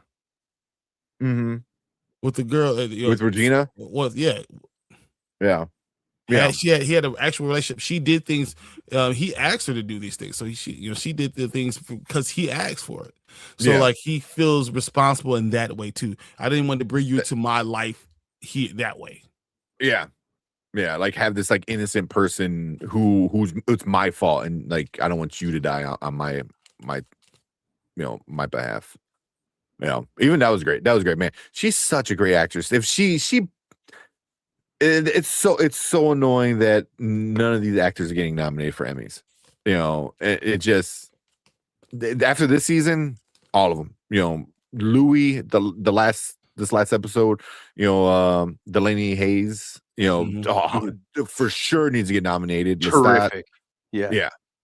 It's gonna be a crime if they don't. So yeah, she was definitely a standout on this season, especially during the latter half. She's made every one of her appearances on this season count, and I feel like they used her just right. On this season. There wasn't an oversaturation of her. Even if they had more of her, I wouldn't have minded. Because like I said, this season was really a testament to her as an actress playing a wholly different character, and it and she looked, felt, and carried herself differently than the previous season. See, yeah, that was amazing. You know, I see this opening more doors for her. Oh, 100%. 100%. Yeah. Kind of, Monique said she was innocent, though the relationship was based on a lie that Armand constructed. Yeah, like Armand was kind of like messing with Louis' head about Claudia too, you know? Yeah. Well, she's not innocent. She's a grifter. Yeah. Yeah, I mean, she definitely took offense. She took his money, a lot of it. So she's not innocent, but she did set him up. Yeah. I mean, she walked past him. How many times she say he walked past her for weeks, for 3 weeks every day? Mm-hmm. Mm-hmm. Before he finally noticed it. Mm-hmm. Yeah. It reminds me of that Brooklyn Nine-Nine with the dumb, the dumb mobster, cousin, where they're driving past the car and he's like, hey, look at that car, and he's like, huh? It's like that's the car that you need to find. Yeah, just like shit like that. That's Louis. Like I can imagine Armand is like walking up and down the same block with Louis for like 3 weeks. He turns him around. He tries to get him to see it. Yeah. No. But then it took Armand like taking, because he took control of her a little bit to kind of like force herself into his life. Do you believe that though? That she kept on saying that he did this to me, but did he really do it? 50-50. Or does it it's hard to tell. Yeah, I mean, it doesn't even matter. I would take the $500,000 too.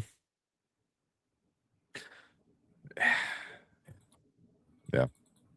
Said the unpopular opinion. I was bored with the whole Fraudia plot line. Really? That is an unpopular opinion. I've heard a lot of people say that. That people really did not like. Yeah. What do you think this episode got ranked? I don't know the answer. I just want to know what you guys think. They ranked that this episode. I want to know, did Lestat kill Paul? Yeah, because everyone in that room was people that Lestat killed. Victim of his. Mm-hmm. Yeah, it was season 1, and I think Louis got pissed off. I think, right? I would have, because that's what, like 5 years ago at this point, season 1. But I'm pretty sure he killed him, and then I think Louis got pissed. I would have to go back and like rewatch to see. Yeah. Mm-hmm. There you go. Lawrence said I didn't like this episode, really. Okay. So this was the 3rd lowest rated episode of the season. So that puts it like right in the middle. So Detroit was lower and Toledo was lower. The two first couple ones, right? Yeah, first few ones. Yeah, then Toronto was great. The Devil's Road was okay. New York was great. Montreal was great, and this one was a little bit lower. Okay. Yeah. So, that was it. So real quick, I want to talk about well, I don't know if you want to talk about like the ending when he opens up the door. Well, I mean, it kind of does, and it kind of leads to where does this go? Yeah. Like, what do you guys think it's gonna be? Because I really don't know, but I'm using like the little bit I know of the books and what's happened in this season. So what do you think? What do you think, Brandman? I think that's the $1 million question, because, like I said, it felt self-contained, but at the same time, it felt like open-ended. So, is Lestat going to come back, continue making music? Is he gonna play his show? Which you'd assume yes, because we need that to kind of segue into Queen of the Damned. Mm-hmm. But the way that it ended, you're kind of like stuck asking yourself, like, how do they go, and how do they segue into that from here? Yeah. Right. Yeah. So I'm really curious to see how. A lot of my questions were very Lestat centric at this point. I'd say. So yeah, I'm worried. I'm curious where they're gonna go with Louis, but like the bulk of my concerns for the next season are all centered on how do you come back from this? That's my big question. Yeah. Yeah.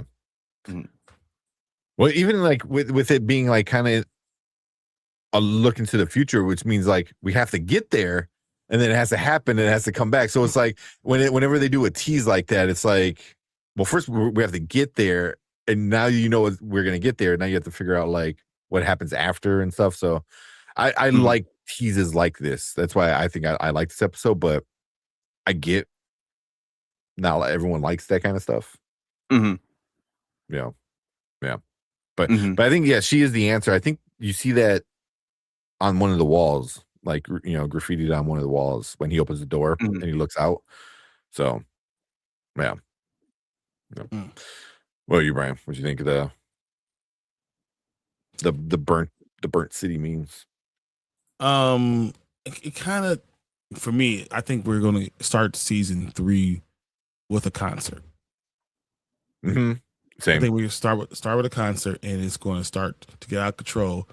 But Kasha's going to somehow get loose, and then she starts doing her thing as their numbers multiply. All these people get turned and all the stuff. The numbers exactly what they're talking about. What he wants. Kasha might get loose and start doing her conversion and destroy the entire city. And then we're gonna get. So I think that we get some Queen of the Damned, some finishing up Lestat, some Queen of the Damned, and maybe even some Body Thief in there. Because that's the whole point of him. He's being gone. I think we're gonna get a little bit of all that next season because of what we saw. I don't think we're gonna get. I mean, I know they're going to get into the devil, but I don't think that's going to happen next season. I think we're going to have another 7 or 8 episode season, and it's going to kind of finish up Lestat, get into Body Thief, and bring Queen of the Damned in. So like I can see like one episode of finish up Lestat, and then we get 4 or 5 episodes of Queen of the Damned, and then Body Thief towards the end to explain where we are at the beginning of this past season. Yeah. Because I think the auction, you're talking about the auction, right? At the beginning of the season. Yep. I think the auction is going to be the start of the Body Thief. Well, stuff. I think it's going to be like, that's where the auction ends. Yeah. When we realize where is where we're at. Yeah. And who's the person on the phone or any of that stuff. That kind of explains what's going on. Yeah. Yeah. I kind of agree with all of that. Exactly. All of that. But watching other people talk about it and watching people, do reviews and stuff. In the first episode, he talks about Akasha exterminating the Y chromosome. So that's, going to be a big thing, I think, going forward as well. And a little bit of the books that I know, I know that's kind of like a thing she's trying to go for as well. Yeah. Eliminate Mills from the race. That's what it is eliminate them. Yeah. So yeah, I kind of agree with that. Yeah. With how the next season is gonna set up. That's why I'm hoping this weekend we get we got 3 more seasons lined up. Because I mean, right now, what else has AMC got? Is the Walking Dead is coming back out? Yeah, but is it that big though? Yeah, maybe not in America, but it still is. Yeah, still get really good viewership. Yeah. So the Walking Dead City is only a 68% average on Rotten Tomatoes and a 7.4 on IMDb. Oh yeah, they have zombies and people watch. Yeah. So it's just, I mean, I've been over Walking Dead for a long time. Yeah. Dead City viewership drops to a new low. The 278,000 viewers. So we'll see. I'm kind of curious to see what the viewership with this season is, overall.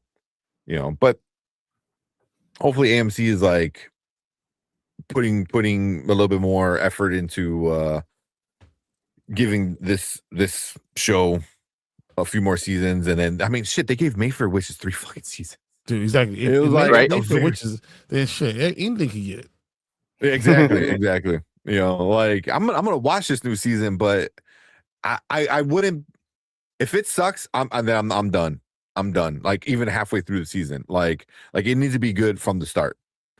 I'm not sure, man. Maybe I give it episode 1, maybe. Yeah, like it needs to be good from the start. If you got a new showrunner and you're gonna, you know, change, you know, do things a little bit better, you know, yeah, like.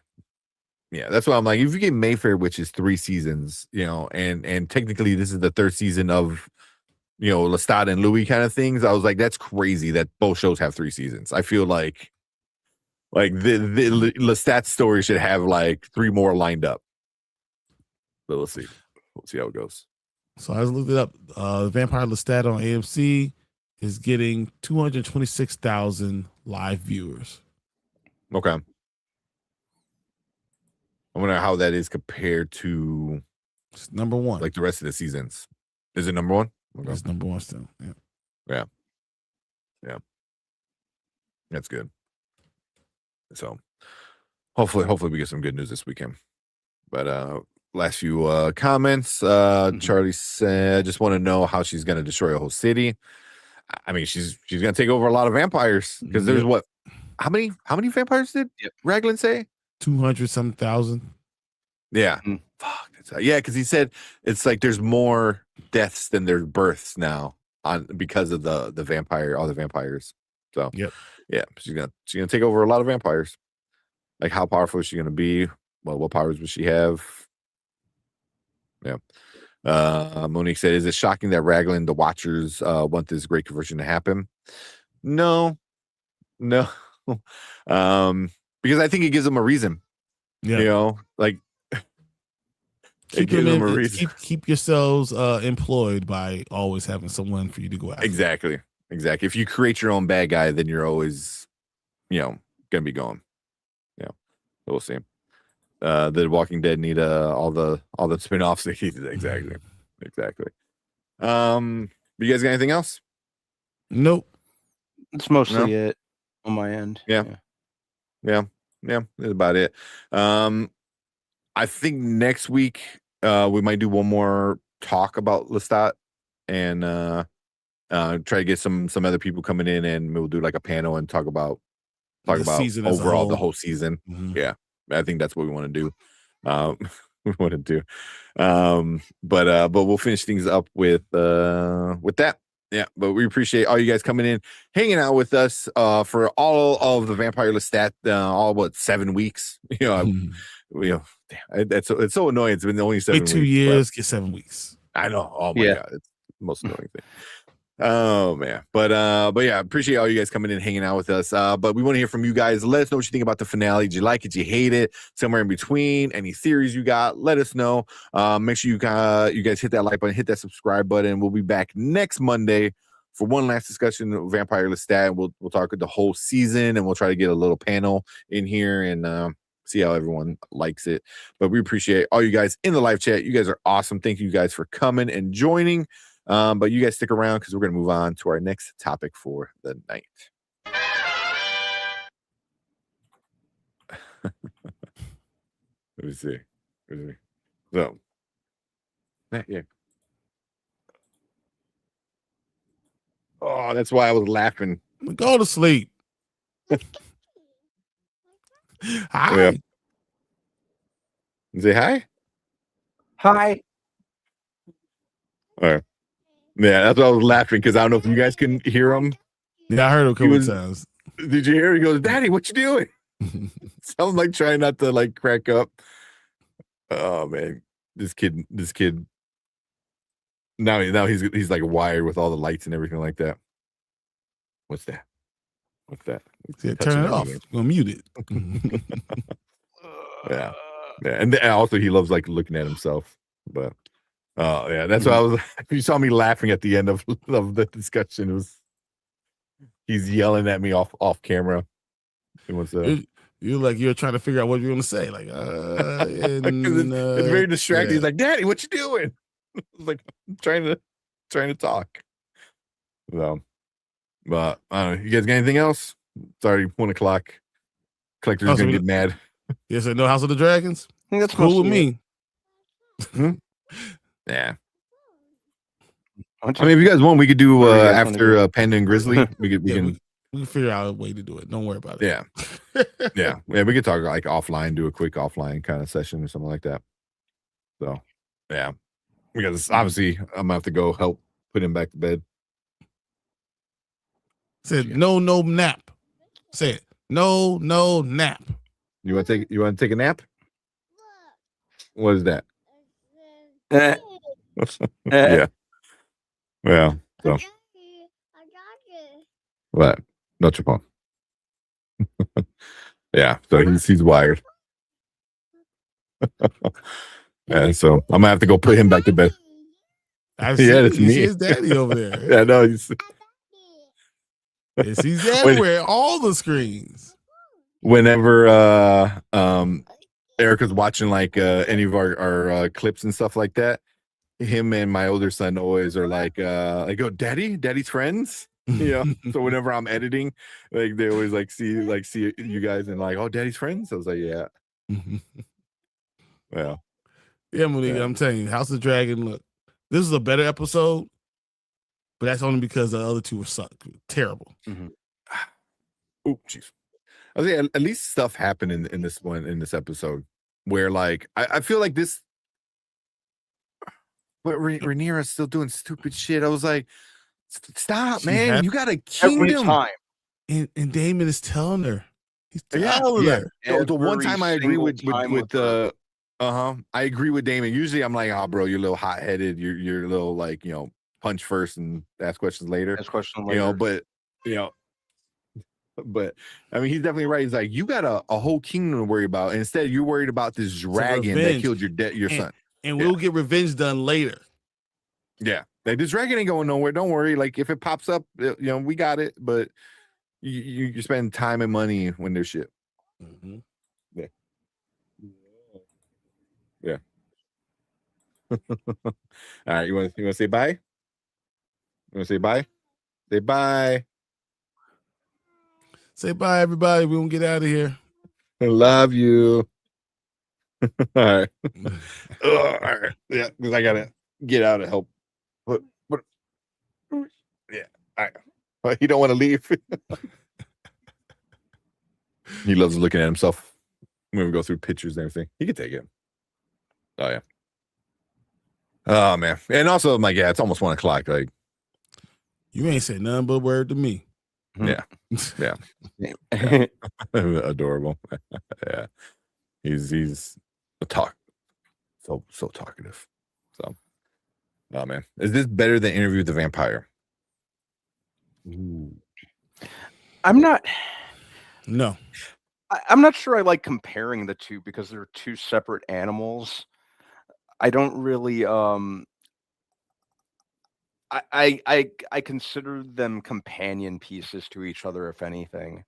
Mm-hmm. I like that I think there was more of a sense of subtlety to Interview with the Vampire than this, which was really, this show is the equivalent of getting slammed face first into the concrete and kicked in the stomach. And I mean that in the best way possible. And I mean that, just in terms of how chaotic it is. Mm-hmm. So I think it's very, I think, whereas Interview was very suitable to who Louis was as a character, this was very suitable and appropriate to who Lestat was as a character. And I think the two characters are polar opposites. So I think the show's approach, the show approached things accordingly. I don't even feel comfortable comparing the two. It's hard. I'm saying what's better. Mm-hmm. Interview with the Vampire is better. This is good, really, really good, but this is good also in comparison to Interview the Vampire because you already know the story that Louis said, and now we're looking at this side. So this is better. It's enhanced by that. So if you like have individually by themselves, Interview with the Vampire is longer. It's the beginning of the story. It goes through their lives with a lot of ways. It goes through more years. So like it's not fair to compare. But what's better right now? Interview with the Vampire is better. But if you add Lestat with Queen of the Damned next year, now we might be talking about something. Yeah.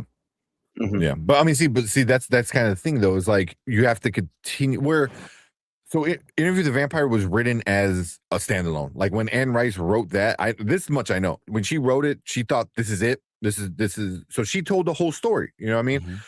And then it wasn't until years later, she was kind of done through the eyes of Louis. Like, and as far as I know, she never goes back to seeing the world through Louis's eyes. After Interview with the Vampire, it's pretty much all Lestat. Like Lestat becomes the main character, but also after that, it's she writes books to keep writing books. You know what I mean? Like so, like Lestat leads into this book, and then this book leads into this book. Where Interview was its own thing. So you're able to kind of get a fuller story with the 2 seasons of Interview, where Lestat kind of needs to lead into the next story, and then that story needs to lead into the next story, because that's how those books were kind of written, so but I agree, like that was better because I think it was more fleshed out. Like you fell in love with who Lestat was and hated him, and Louis, you hated him, and you fell in love with Claudia, and then everything that happened in season 2, but like you need all of that to get to where you're at now in Lestat. Like you had to understand Claudia's story to get to that last episode of Ghost Claudia, kind of thing, and and really feel it, so yeah, it's hard to compare, but just as a story, like season 1 and season 2 of like Interview, like told a it's easy to say story. It's not better. Doesn't mean that it's worse. It's just not better. It's not. Yeah, I think it's not finished. Like season 2, it finishes. Like if that's all they ever did, if they did 2 seasons and then that's it, like I would want more, but at least I would be like, well, that's how it ends. At least here it's like if this season ends and we never get, if AMC is like we're done, we're not getting another season, I'm gonna be pissed because I was like, no, you set us up for the next part of the story. Like I want it, So yeah. I would say even that season 1 is better than season 2 of Interview. Yeah, season 1 was so good. The way they it's the foundation of everything. It's the foundation of their relationship, the foundation of their love, the foundation of Claudia. It's the foundation of so many things. So it's hard to say anything's better than season 1. Not saying season 2 is not phenomenal. Not saying that season 3 is not great. Interview with the Vampire or Vampire Lestat. None of that is saying that. Just that what's the best one? Season 1's the best. Yeah. Exactly. They never address how Armand and Daniel can walk in the sun. Armand has so many things, so many years on him. He's so old. Yeah.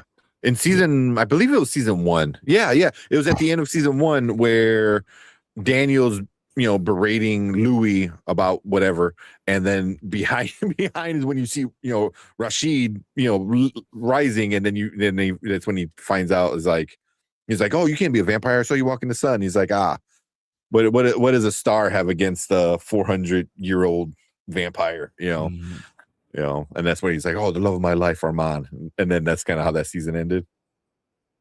Like what? Like what? Yeah, because I remember it ends with like finding out Rashid is Armand, the real Rashid, and then you get season 2 you get the real Rashid. So yeah, oh man, but let's get out of here. Yeah, let's get out of here. Yeah, we'll do House of Dragon just so we don't fall behind. Probably do it offline or something like that.